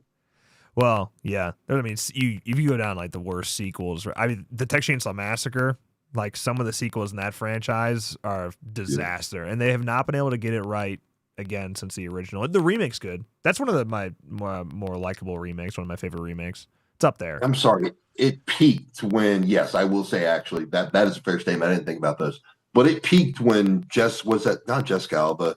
Who was the chick from Seventh Heaven that played in one of them? Seventh Heaven. Isn't it Jessica Biel? Jessica Biel, thank you. Yeah, Jessica Biel. Yeah, I forgot what Seventh Heaven. So I was like, no, that was way back. That's like family movies way back in the early 2000s or episodes of TV shows. No, I think it peaked when Jessica Biel got involved. Yeah. But I think after that it lost steam. I don't know why. I liked and they had a brilliant idea where they introduced that guy from the History Channel as Lee Harpy or Lee Hart. How do you say his name? Arlie Ermy. Is that you're talking about? Ermy. Yeah, I thought he was phenomenal. I really enjoyed him. I don't think he got enough love for that role. I don't think he got enough opportunities after. I would like to have seen him as like a sustained character in that universe. Yeah, I think the original is still far superior. The one thing about the remake is that it forgets what Leatherface is. Like Leatherface is just scared, man. Like he's just scared, innocent, like clearly slow guy, and people are invading his home and he's freaking out. And he doesn't know what to do. Like that's all he's doing in the original is defending his home. And then in the remake, he's a badass and just dominating and is a brute force. Okay. And like they just lose that in the remake. But the one thing that they got right in the remake that so many of the sequels got wrong is that the family still matters. Like all the sequels are just Leatherface. Sometimes. I agree. I was struggling there for a minute. We were like, they were just invading his home. And I'm like, my guy, he's chasing people down and sawing them in half with a chainsaw. He didn't start that way. I mean, he gets to the point, like when he after he gets Jerry. Yeah, after he gets Jerry, you see him like freak out and he's like checking the window and looking out because he's like, why the fuck are these people in my house? Why does this keep happening? What's going on? He's home alone and he's scared. So, what you're insinuating, okay, is Leatherface is the equivalent of the horror movie universe of Ruby Ridge. Yeah, basically. that's the lines we're drawing here. Cool. Okay, I can follow this. That's totally how it is in the first movie. He's a scared victim, and it really is a home invasion movie. It truly is. Like they just go into the house for no reason. I feel bad for the guy now. At any point in time, he could have been written in as a hero. Yeah, I mean, no, they gave him a jacked up face, a learning disability, and a shitty chainsaw. Fuck, I'd be pissed too. I mean, that's on Leatherface's side of things. Like, you can't blame him because he is just defending his home. Of course, like when he chases down Sally, and it gets to the point where he chases her all the way to the gas station. He probably could have let her get off the property and maybe stop chasing her. But that's the fourth person that got up in his space. Like, damn, what's going on here? Yeah. I'm struggling with the fact that you're trying to make me feel bad for him, but your logic is present. Your logic is there. He's just minding his own business. Everybody starts screwing with him. Yeah, he's an innocent man. I mean, the cook and Hitchhiker, they're fucked up. Like they're the bad people in that mix. It's everybody built around him that he's just getting taken advantage of. Yeah. He's chopping people in half to be eaten by his family. Well, you gotta do what you gotta do to survive. All right. As somebody who eats like 8 meals a day, you should understand, right? You got to do what you got to do to survive. He was never in danger. Look at him. I mean, he didn't start off, 5'8", and over the course of 2 decades, grow 8 inches like Michael Myers. Okay, no, they had that role pretty well filled from jump. He was a giant to begin with. Yeah, he's a pretty big dude. Gunnar Hansen's a pretty big dude. That's why he's like, well, he was just trying to he could have left. He could have stopped and walked in that gas station and gotten some non-human jerky and a yoo-hoo and thought about life and jumped on a bus. Yeah, but he's not all there mentally too. You got to bring in the mental capacity of Leatherface as well. You know, man, he's cutting people in half with chainsaws. Like, I've already brought his mental capacity. I've given him one out, okay? He's been cutting people in half for a long time. He's lucky he got that. Well, usually it was people that were being brought to him, probably already dead, that he was cutting up. I am curious about that. How often was he killing people before the events of the first film? Because does it get better or worse? I don't know. It's like, okay. No, if you are his lawyer and you're sitting next to him in court, he still got his mask on. By the way, smells like shit too. You're talking to him. It's like, okay, hey man, like, okay, cool. Are you going to bring that before the judge? Your Honor, I want it noted. He didn't chase anybody. I think nobody ran from him. They were willingly compliant in his activities. I think passing the blame to the rest of the family is a case you could make in court. You know, he wasn't he listens to his family, doesn't have the mental capacity to function on his own. Yada yada. Tell you what, he was taken, molded, betrayed, never had an opportunity to learn right from wrong. Plenty of people get off for doing bad things for that. I see the argument there. Cool. Lawyer, you're right. Family goes to prison and he's walking the streets. Who's the asshole now? Fair. I mean, all right, fair enough. like I'm not saying his upbringing was. I'm not saying you're not wrong. I'm just saying, all in all. Yeah, I mean, they're screwed either way. It's not. I mean, you can wrestle. I can't, so I don't want to deal with that. Well, not good enough to justify that battle. Justify that battle. Yeah, but that's I don't know, because I mean, I'm sure you know Ed Gein and like the Plainfield Butcher and all that. That the Texas Chainsaw Massacre is based on pretty loosely, but yes. Now they have that series coming out in October on Netflix for the Ed Gein, that monster series. No, the same thing that they did with Dahmer and the Menendez brothers. They're doing that for Ed Gein, but they've kind of leaned into the Texas Chainsaw Massacre and Psycho and Silence of the Lambs, because all of those are technically inspired by Ed Gein. Okay, yeah, and I didn't think about Silence of the Lambs, Hannibal Lecter. Like, I thank you. Like, you say horror, and I don't think about that direction, because no, that's actually. Would you? I don't know. Would you classify? You have to classify Silence of the Lambs as horror. It's like horror adjacent. It's like it falls into a subgenre of thriller. Horror. Yeah, it's a thriller. Yeah. It's a thriller film. Yeah. Like no, because it doesn't matter what. Yeah, no, I would agree with that. That's fair. Yeah, yeah, I don't know. I'm excited for that though. I mean, I thought they were gonna, when they released posters of like Ed Gein swinging around a chainsaw, and I'm like, oh man, that's not accurate at all. It's not what Ed Gein did. But after the trailer came out this week, it looks pretty good. The last rendition of it kind of lost me. Yeah. Where they were like in the town and he was hiding out there because that's where his family had been or whatever. Yeah. Yeah, that they kind of lost me on that one. I almost would need a full reboot to kind of give any hope back to that. The Netflix film, yeah. Yeah, that's one of the reasons that movie sucks, is because the lack of family. Everyone's taking it. Yeah, at least there's some good kills. Sorry, go ahead. At least there's some good kills in that. There are good kills in it. I just feel like I don't know, man. It kind of feels like it's become a cheap hooker and everyone's had a shot. Yeah. So it's kind of like, I think like a full reboot and a new dress would help, but I also think it could flop just as easily because of how many times it's been done over. Yeah, but they're supposed to be doing another one. I mean, how hopeful are you?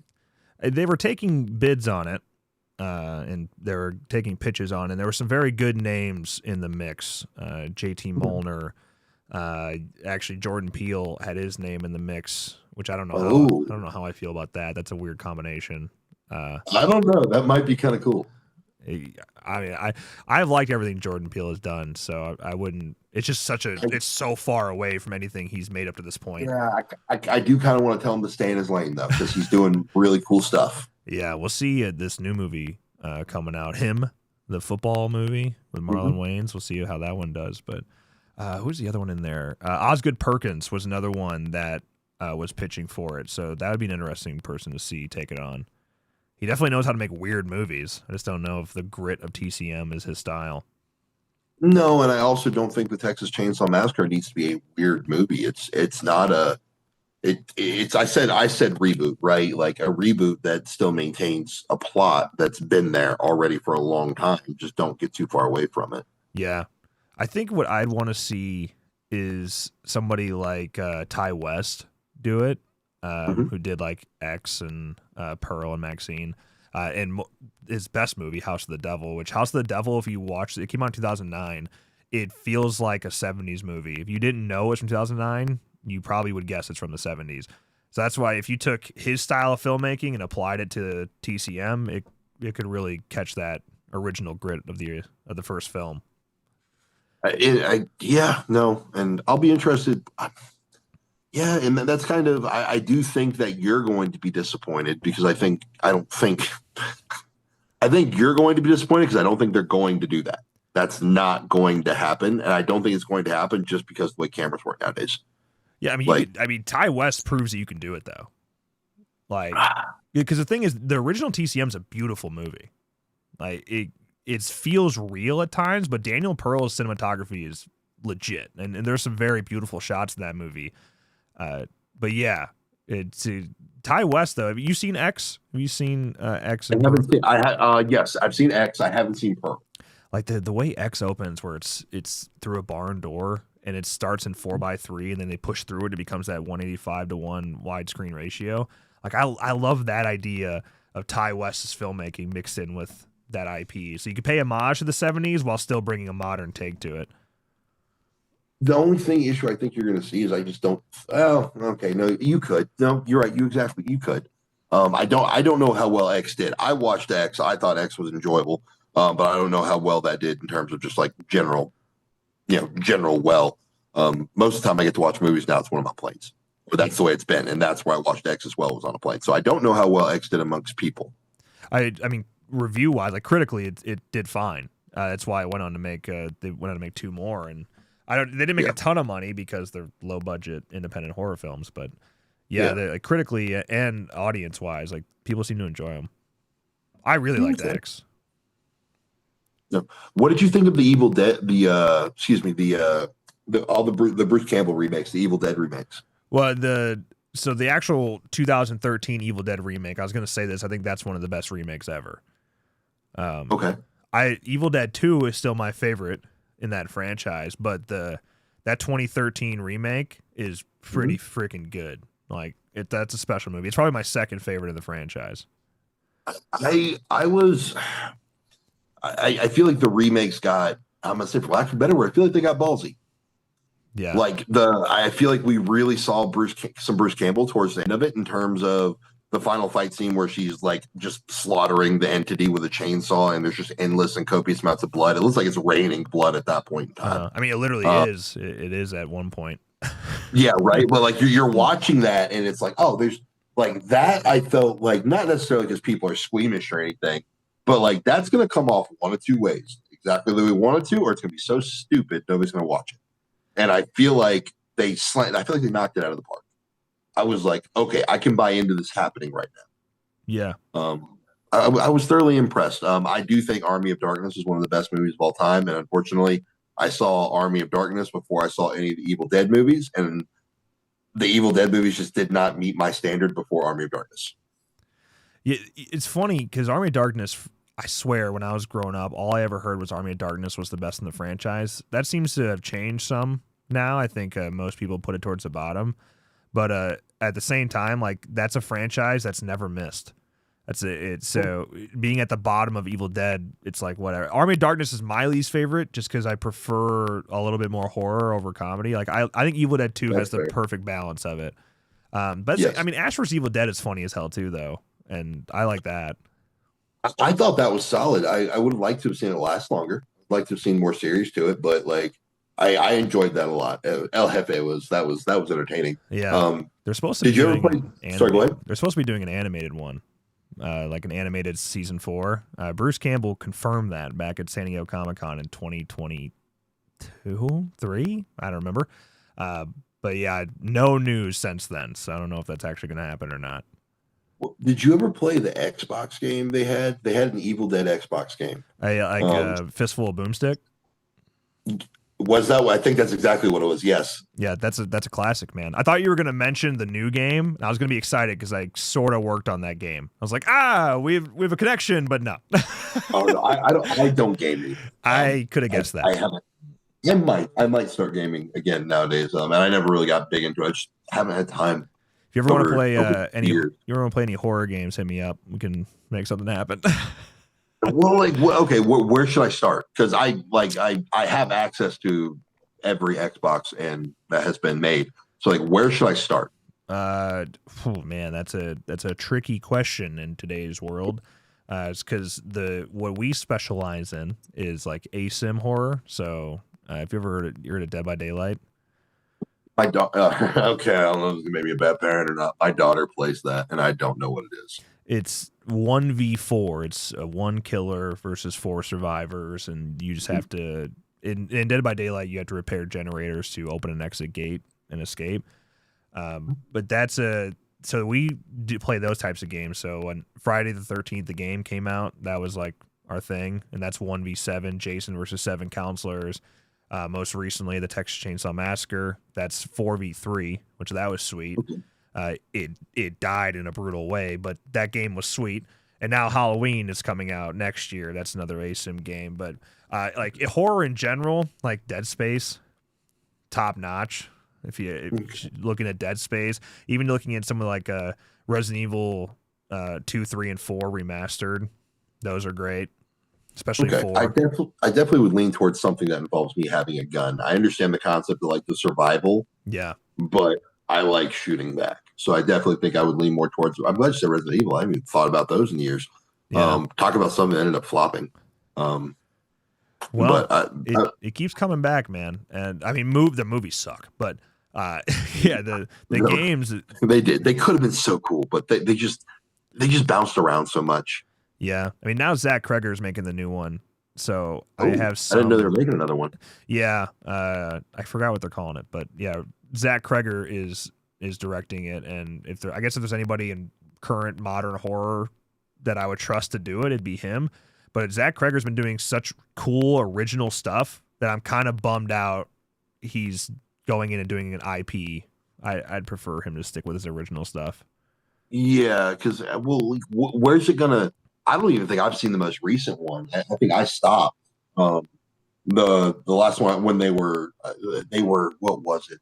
She landed in Alaska, and then they were on top of a prison at one point in time. And there was another one where she went to DC. That was the most recent one I haven't seen. Yeah, the most recent one is I think that's Welcome to Raccoon City. Yeah, I haven't seen that. Didn't go, and that was in theaters and then gone. Yeah, I don't like those movies. I think they all suck. So what's gonna? Well, they got worse and worse and worse and worse. And I was like, okay, yeah. Where's this next one gonna pick up then? I don't know. He sounds like he's doing his own thing with it. It seems like a full fresh reboot, and he said if there's anything he's paying homage to, it's going to be the 4th game, like Resident Evil 4. But other than that, we don't know anything about it. So, shit. Yeah, I'm excited. I know they did a kind of a prequel, I believe, or a different spin. I think it was that Netflix or Prime that did that. I think that was the Welcome to Raccoon City. Was that Welcome? No, was that Welcome to Raccoon City? It's all a blur at this point, honestly. I thought that was what Raccoon City means too. I could have sworn they had another one that went to theaters and then nowhere else. I don't remember. They never. You're not a Resident Evil fan anyway, so you'd have no reason to know. I'm a fan of the games. Okay, that's fair. And honestly, I think that's where they went wrong. They tried to cross the video game and the game too harshly, too suddenly. I don't know why they just. Yeah, it's funny because have you seen Until Dawn? It just came out last year or this year. Mm-hmm. This year it came out this year. That's based on the game, and I said that they're better off not telling the story of the game for Until Dawn because that movie already plays out, or that game already plays out like a movie basically. Okay. And everyone disagreed with me on that, but it's funny because Resident Evil, I think they should just tell the story of the game. That's what people want from it. So why are you not doing that? I don't understand. Well, the game's got a cool story. Like it does. They don't need to get super crazy with it, but unfortunately they started, and I just feel like they boxed themselves. It just seemed like every movie obviously was a movie that was built around Alice, right? And then like as the movies continued, like obviously the movie's built around Alice. But the problem is Alice's character is the only one in the cast that's progressing, and sometimes she goes forwards and backwards. Yeah. So it's like I just don't think again, I hate to say, but it seems like the killer to horror movies seems to be when they can't get the right people to play the right parts. And they're just kind of scrounging and trying to see what sticks. Yeah, it's Resident Evil. I think just didn't come out at the right time. Like they have some awful CGI in those early films, and it's rough. Yeah, it was to go from the CGI from where the first one, which didn't look terrible, the first one didn't look terrible, and then it just seemed kind of like, okay, well, we're not doing just mass zombies anymore, and then the lickers became ridiculous, and yeah, they were better off staying as practical as they could with those films, and they just didn't for a lot of the sequels. Yeah, which unfortunately is kind of par for the course, at least when you get into the zombie and mutant genre. Yeah. Yeah, and then things just got weird in Extinction, where she's got like 100 clones of herself running around, and it's like, well, fuck me, is that her or is it not? Yeah. Like, this is not nearly as impressive as it was. Yeah. That was thoroughly annoying, and then all of a sudden she can control fire. Yeah, you can't really make sense out of any of it, to be honest. No, like the zombies made sense. That's cool. That stayed the same. But like, I was like, okay, this doesn't. But and then, did you never get into Leprechaun? Did you ever see any of the Leprechaun movies? I've seen them all. Yes, and it's not like I don't hate them by any means. Like they're fun. They're what they are. Yeah. The only one I actually hate is Leprechaun Origins, that 2013 reboot that had Hornswoggle in it. Which, we just did a podcast on that recently, and man, that movie in general, which is funny because that's Zach Lipovsky directed that movie, who just did Final Destination Bloodlines this year. Oh, okay, sweet. Yeah, so what an upgrade for him, because that movie's actually good.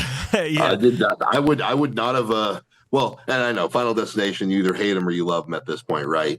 But like, nonetheless, I was like, well, you went from that's actually not bad. I can't believe he got another job after Leprechaun Origins, because holy crap, that movie's so bad. I mean, the problem is people watched it.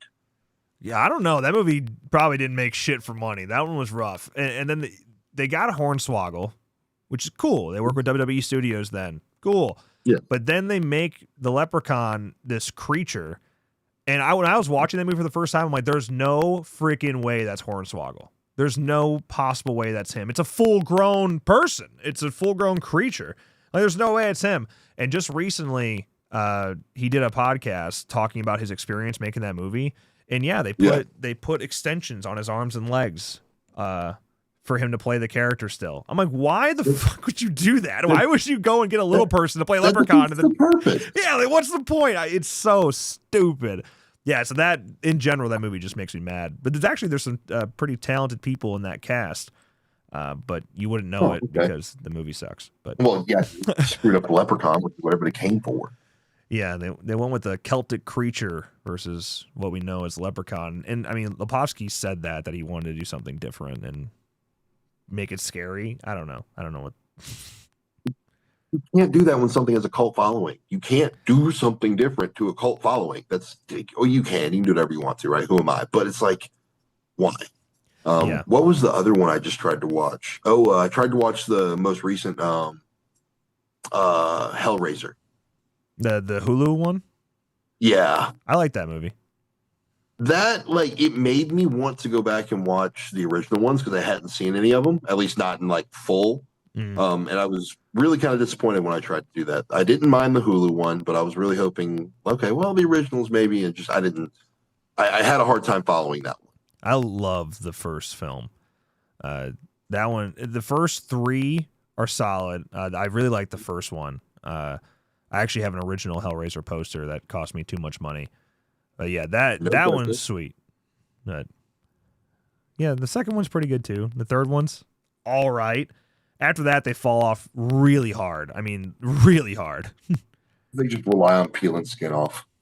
Like that's just kind of like it turns into one of those, I think, which and maybe I'll go watch some of the. I tried to watch the first one, couldn't get through it. After watching the Hulu version, I'll go back and give that another shot if you're swearing by it. It's just it's very weird, that first one, because Hellraiser or Pinhead specifically gets kind of put into the group of horror icons and slashers, and it's not that at all. No, it's very sexual and BDSM, just weird, just kind of like it's almost like that element of science fiction that's not science fiction, but it almost should be. Yeah, it's like it's unsettling, and it's like it's horror. That's what it is. But like, I also can't tell if you're in a spaceship right now. Yeah, well, wait till they actually go to space. Then it gets really ridiculous in Hellraiser. Like, does it get worse than like Jason Goes to Space, Jason X, whatever that was called? Yeah, Jason X. Yeah, there's a lot of people that make the case that Hellraiser in space is the best horror film in space. Not like there's a lot to compete with, because no, we saw that already. We've already seen that. Who did that? Oh, help me out. The guy that played in Jurassic Park, the old dude. Oh, not the old guy. The guy who didn't like kids, who had a thing for the older hot blonde. Why are we? Right, because he was one of the lead roles. We've already done the space monster thing, or the space like demon thing. God, what was that movie called? I can't remember. It's already been done though. It had that guy in it. He was the primary role. Like, God, what was that called? Yeah, that is so annoying. I'm trying not to get on my laptop right now and look that up. Event Horizon. It's already. Is that what you're talking about? Yes, Event Horizon. Shout out to Chris that said that, because I wouldn't have gotten that. Thank you for the reach. And yeah, he made me not look like an idiot. Thank you. High five to him. No, yeah, I think Event Horizon's already done it, and which I agree. I mean, I'm not saying they couldn't do it, but like they're automatically competing with that movie I couldn't remember the name of. Well, like, so that's gonna be real hard to beat. Horror in space, like if you start in space, I think it's fine, which Event Horizon does. But like Alien is a fantastic movie. But in terms of like franchises that had nothing to do with space that somehow got to space, Hellraiser often gets credit for being the best one to do that, because like Leprechaun does it, Jason's done it. I'm sure there are more examples. It's only a matter of time before Scream does it. No, I'm just kidding. That won't happen. But yeah, like I'll go back. Okay, so no, you're not wrong. I just think Event Horizon's got a monopoly on it, which is weird because I couldn't remember what the name of that movie was. So that's even more annoying. But that'll be. I will. You've talked me into it. I will go back and watch the original Hellraisers as well as I can when I'm not eating, because I know it's another one I probably still want to do when I'm eating. It's not too bad. I mean, the end gets pretty rough for a second. When you see Jesus wept, when you get to that point, you'll know what I'm talking about. That's pretty brutal. Yeah, but that's crucifixion and fillet. No, not quite. But it is. That is a brutal scene, though, and it does hold up. It's all practical, and it does hold up. Oh, okay, that's nice. So it's not total torture porn then. No, there's some of that in Hellraiser, but it's not in the same. I don't know how to. There's some taste to it, I guess. I don't know, but it is still all about gross, like BDSM gore. Like that's what Hellraiser is. That's kind of what Clive Barker's vision was. Hey man, I don't judge you. Whatever you're into. Well, I mean, God, it's a good flick. So I'm gonna ask: does Michael put a ball gag in too, or is that just? He could. I wouldn't be against.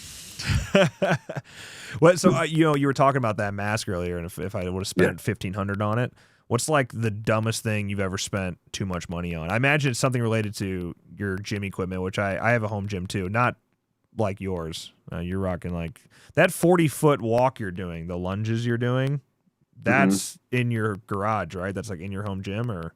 No. So that is that's actually kind of in my system of transition right now. So that is like, I would say 98% of the things in that gym are mine.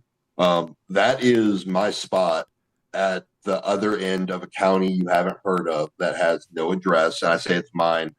The family that owns the tire shop in front of it lets me use it. Gotcha.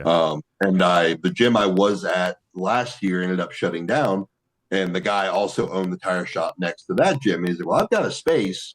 Because I've got some stuff in there. And he had been buying some gym equipment. So like he had like a cable crossover in there. He's like, you got to come clean it out. And I was like, well, so that gym was closing. And I bought like $4,000 worth of equipment from that gym. And then moved it over to this place for the last 9 months, where I went through summers and winters with no heat or AC. Nice. That major tough. So no, that is the home gym where I've been training, but it isn't my home. That was just a space I had, and I could put my equipment there. And now I'm in the middle of kind of selling off equipment and relocating. Gotcha. Yeah, I saw you were selling your equipment. If I lived closer, it may have been tempting. Yeah, man. Like, luckily enough, things are kind of moving relatively quickly. I was worried about like the Atlas stones, which I'm not selling those. I'm just giving those away. Those are the hard things to get rid of, and I was a little worried about those. So if you asked me about the dumbest thing I've ever spent money on, I've spent way too much money on balls of concrete. You didn't use like your own molds or anything? No, because when I needed them, so I've come through some very interesting generations of strongmen. When I needed stones, you could buy the molds, but nobody did because nobody knew how to really make them. Because you can't just buy the molds and put concrete in there. Like if you want a 300-pound stone that is at 21 inches in diameter, you have to actually put spacers that weigh less than the concrete do inside the stone to make it expand to fill that mold. Yeah. So then you've got to suspend the spacer from the ceiling and then elevate the mold and then hang the spacer in the middle of the stone. Cool. Well, you have to do the exact same thing if you want to make a stone over X amount of weight that's not constantly increasing in diameter. Yeah. So it was making stones wasn't easy. So no. And it's also one of those things like, what's a stone worth? Like, right. So my dumbass paid $1 per pound and bought a lot of stones. Honestly, $1 per pound is, when was that? For stone? Oh, that was Jesus, man. That was before I was a pro. Okay. So that would have been early, like I was probably 2019, probably 2020-ish. Okay. Because I've seen a lot of them going for like $1.50 to $2 a pound now. So it's like there are guys I'll pay for that, right? But like these are guys who, if I go buy a stone from them, it's coming back looking like a bowling ball. It's got a polish on it. I can see my face. Like those are the guys I'm going to pay $1.50 a pound for a stone. If they're just stones that were made, I'm not doing that. Yeah. Like that's like, because concrete doesn't even cost $1.50 a pound, I don't think. No. We can't. Yeah, no, there's no way. Yeah, it's kind of like, and I have a stone that's, think about $1.50 a pound. One of my stones weighs 450 pounds. So when you're doing that, like that also, you have to fill that with something, right? Like do you need to put like lead on the inside or? So I bought my stones. I have not had to make them, but yes, there comes usually the biggest diameter stone we're going to see is 22 to 23 inches around usually. That's 23 is really pushing it. And that's when it's like a 500 and 600 pound stone. But even because they usually will pour those out and then they'll pour hot lead in the middle of them. Yeah. But that's because to get a 600 pound stone, most people, right? Why are we talking about picking up a 600 pound stone? There's even less humans who'd be able to get their arms around a 600 pound stone if they just continued to make it bigger and bigger. Yeah, it's world record weight anyway. So right, like I realized as I was saying that, I was well, damn, Tom actually probably would be fine because he's got those arms. Well, that's like the one person, yeah. Right, and that's why I'm just gonna stop now. It's like okay, because even the guy, there's a 105 athlete that I know I've seen video of him. He's got the world record for 105. He loaded like a 503 pound stone, but the dude's like 6'5", and 105 is 231 kilos run. Yeah, or 231 pounds and under 105 kilos. Yeah. The only reason I brought it up is I just read Brian's book and he has it in there about when he was making his own stones, he had to melt down, I think it was lead. Mm-hmm. He was melting down lead and then pouring it in. This is like, I was like, that's ridiculous. That's crazy work. And yeah, melting lead's not as hard as you would think. It is, but like if you are somebody who can look at this and say I have to accomplish this goal, it's not hard to do. Yeah. The hard part is just centering it in the stone. A lot of guys will just dump. So that's the thing. It's also a science getting a stone to weigh something. A lot of guys will just like, oh, I want a 400-pound stone. They'll fill a 400-pound mold up and just dump tire weights in it, or they'll like put 10-pound plates in it. Wherever it lands, it lands. Yeah. So like, yeah, and then you get a rock that weighs, you cut a stone in half and it weighs 400 pounds. You'd be like, okay, 200 pounds, 200 pounds. No, you end up with like 300, 100. Yeah. Okay. Like it's round, but it ain't even. Yeah. Yeah. So yeah, and that's why at the time I bought them. It was just kind of like, okay, because then you also have to buy the molds. And if I had bought the molds and then made the stones, I'd have been in over the $1,000 or $1,100. Yeah. I mean, so I'll tell you the dumbest thing I ever bought. Not dumbest. I have no regrets. It's the coolest thing in my collection. I think it's close. So original posters. I love original posters. But they go, especially for horror films, because people know that horror fans are suckers. They charge even more for those classics.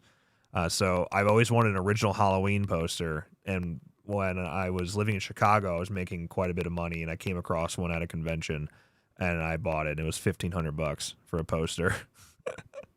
Yeah. So I was like, yeah, a mask kind of makes more sense for $1,500. But yeah, it was paper. I spent $1,500 on paper.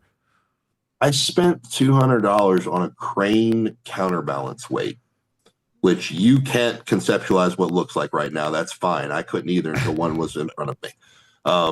It is think about a basketball size piece of lead. Okay.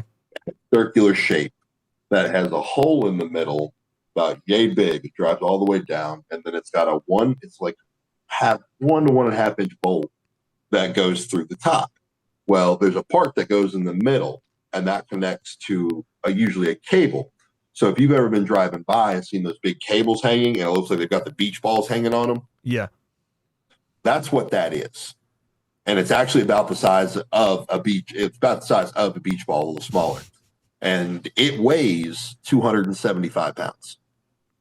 So you talk about the dumbest thing I've ever bought. I bought a 275-pound basketball with an 1.5-inch rolling pin. And it just sits at any gym I'm at. That's all it does. Ooh, what do you do with it? Try and pick it up because the pin spins. Oh, okay. So if you don't have a super solid grip, it spins right out of your hand. And it's like, well, what'd you buy that for? Try and pick it up. Well, I can't. That's what I bought. Is that so if you want, were you somebody that could lift like the Thomas Inch dumbbell? Oh, I've done that multiple times. Yeah, with both hands. Yeah, I figured. Yeah, that's I've got a buddy here in town, David Lobby. He's a real big guy. 6'9", 300 pounds, big man. He does farmer's walks with them, one in each hand. That's crazy. Yeah, if you got big enough hands. Well, and that's the thing. And I've told him this before. I'm like, you're not stronger. You're not stronger than I am. As I'm like staring up at him, like, you're just not.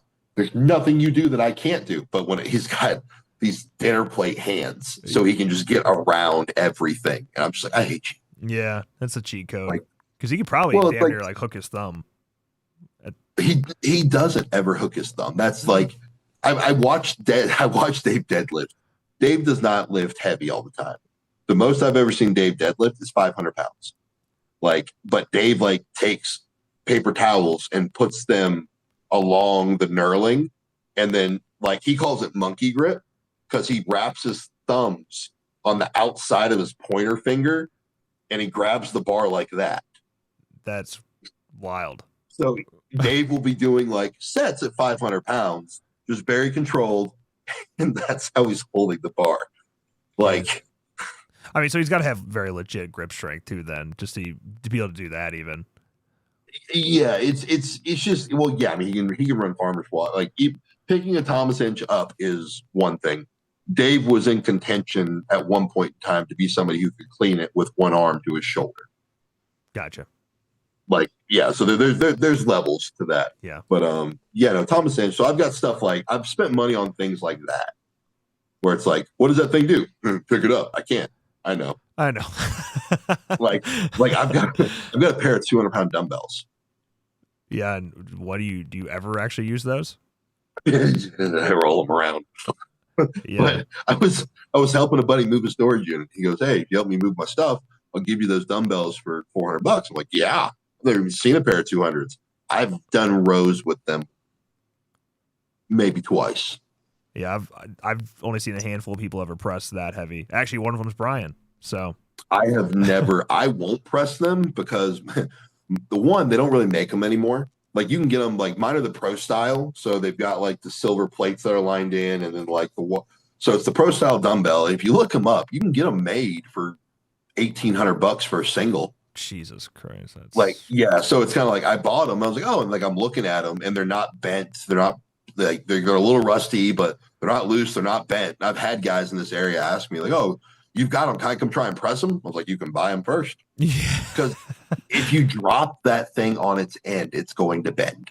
Yeah, not to mention just the risk of injury with it. To have somebody come touch your equipment, like that's a big boy weight.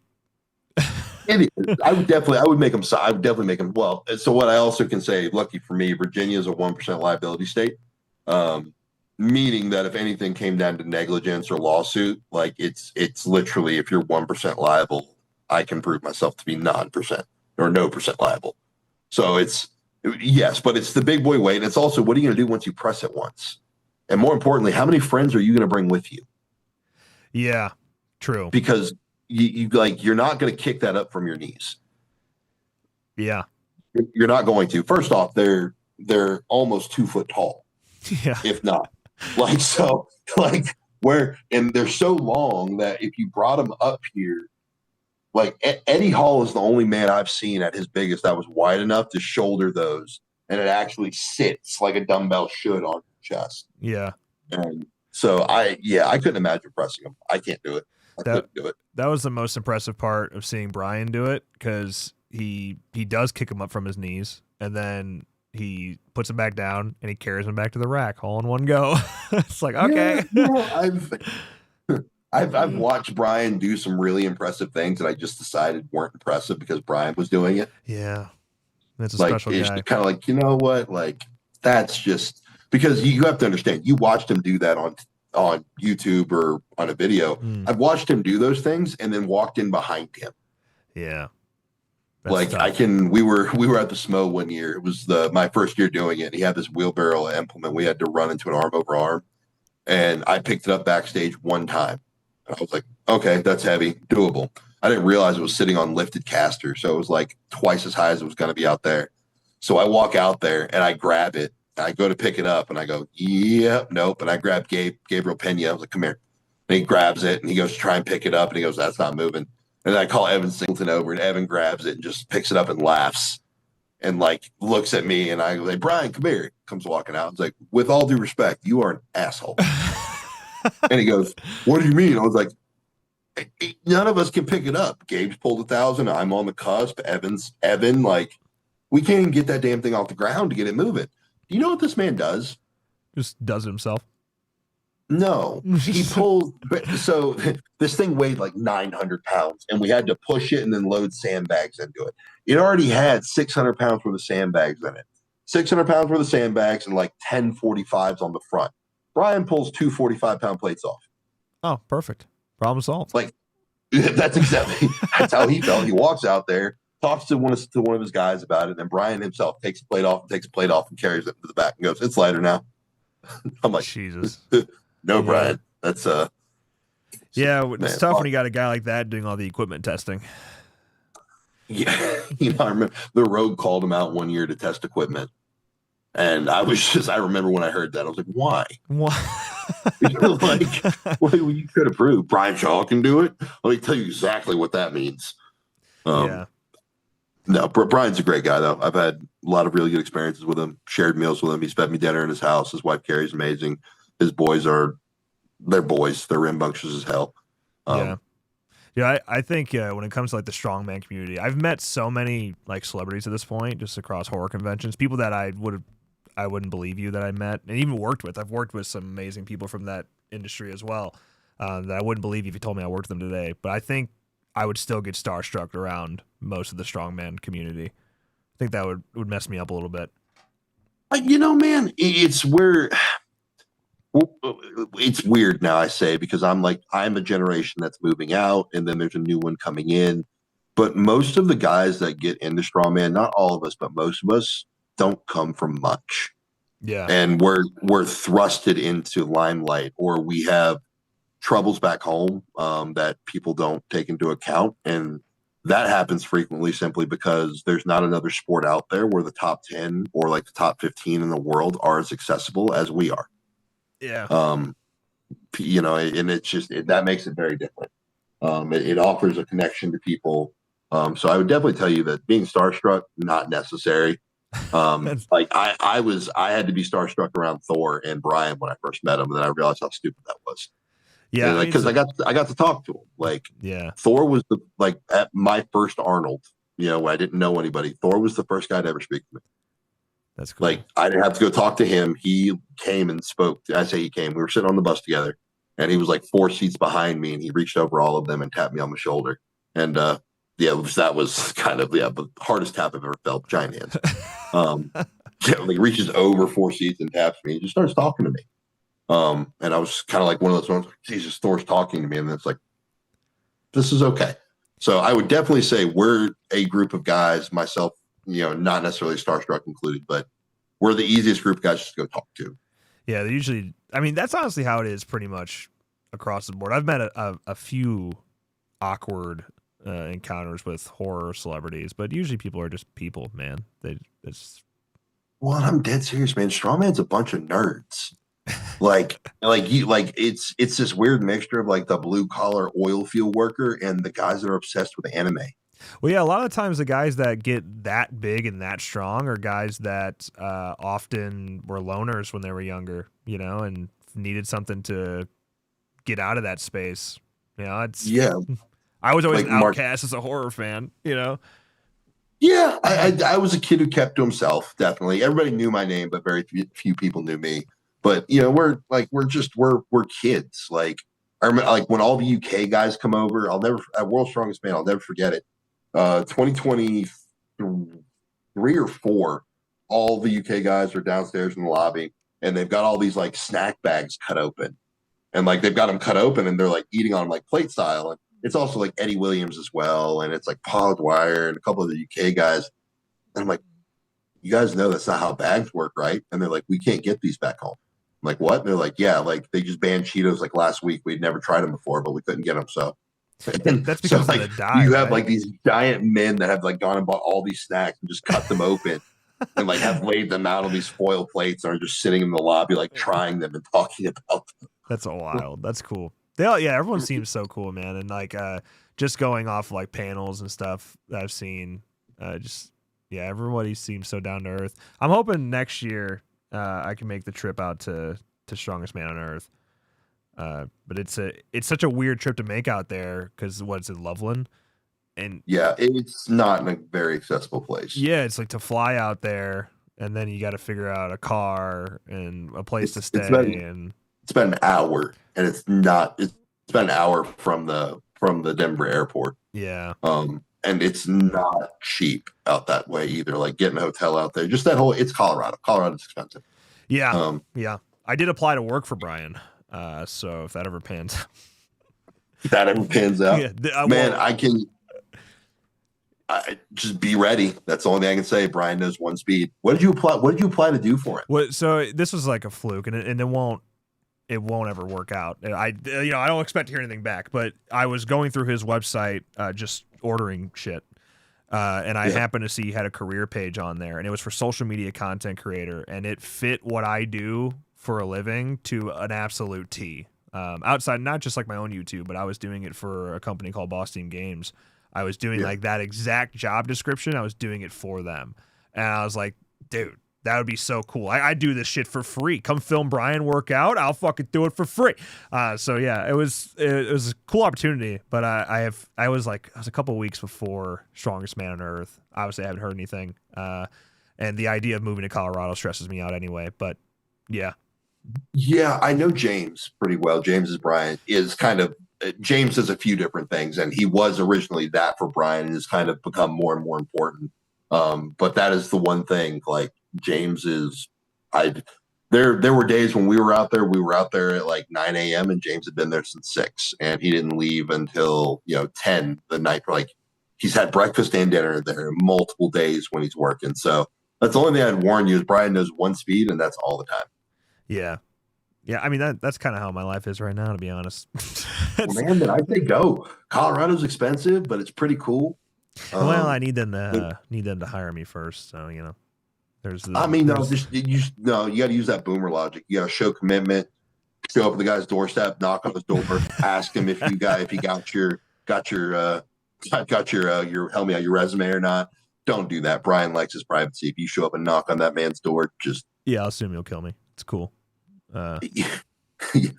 Just why? Just be careful. I'll follow up on the application soon, but I didn't expect anything. It was one of those things to me, like I came across it and I'm like, God, it feels like a sign. Like that's exactly what I do. So I'm gonna apply. But yeah, that can't hurt, man. Worst case, he's gonna say no. Right, exactly. But yeah, dude, we've been going for like 2 hours. I know over 2 hours. I know you said like an hour and a half. So yeah, I gotta get the puppy taken out. He's over there whining. Yeah, my bad on that. But this is awesome. I really appreciate you taking the time. And you're a legit horror fan. You weren't kidding. I appreciate that. I was worried about that. I really was. No, you know a lot more than I was anticipating. So you were the perfect person to ask. You had the look. You had the horror fan look to you. So I messaged you. I don't know how I feel about that particular statement. I don't know. I feel like horror fans just know horror fans. I don't know. I feel like you just need to send a little quiz where it's like 3 questions. 2 of them are bullshit. There's only one that matters, and that is how many friends did you grow up with? That's because right. If the answer is less than 4, you've got a good shot at them knowing what they're talking about with horror movies. That's right. Or if they're wrestling fans, there's a huge crossover with wrestling and horror as well. It's like my most proud moment was when I was elected, prom king. We have nothing to talk about. Thank you for your submission. Yeah, right. Exactly. Like, there's nothing. But my dude, it's been a pleasure. Thank you for having me. This was a great time. Hopefully I can be on again in the future if the need pops up. Dude, for sure. Thank you so much again. No, thank you. I appreciate you. All right. Later, dude. Have a good night. Later. You too. Wow. How about that? Dude, did anyone see that coming? Did anyone see him being the coolest guy in the freaking world? Hey, everyone that showed up tonight, I really appreciate it, man. I got to do some stuff for work. I got like 10 emails during that I wasn't expecting at 9 p.m., but you gotta do what you got to do. You got to do what you got to do. So, yeah, we'll get the thing done. What's tomorrow? Tomorrow probably will not be streaming because I'll be on baby duty. That's how it goes. But Thursday, it's like 50-50. I think I might go see The Conjuring on Thursday. I don't know. We'll figure it out. But yeah, everyone that came out for this weird stream, not weird, good. It was cool. It was a good time. But this is different. This is different. I understand the Strongman is a pretty niche community. Horror fans is a pretty niche community. And that crossover probably is pretty limited. And I knew that. But it was something I'm very passionate about. So I wanted to do it. And Bobby was cool enough to agree to do it. And the guy's an absolute fucking stud. So... Still is, by the way. He's 330 pounds with absolutely shredded six-pack. It doesn't make any sense to me. I'm jealous of him, and that is all. But yeah, that's it. All right, cool. I'll catch you guys on the flippity flip, huh? Deuces.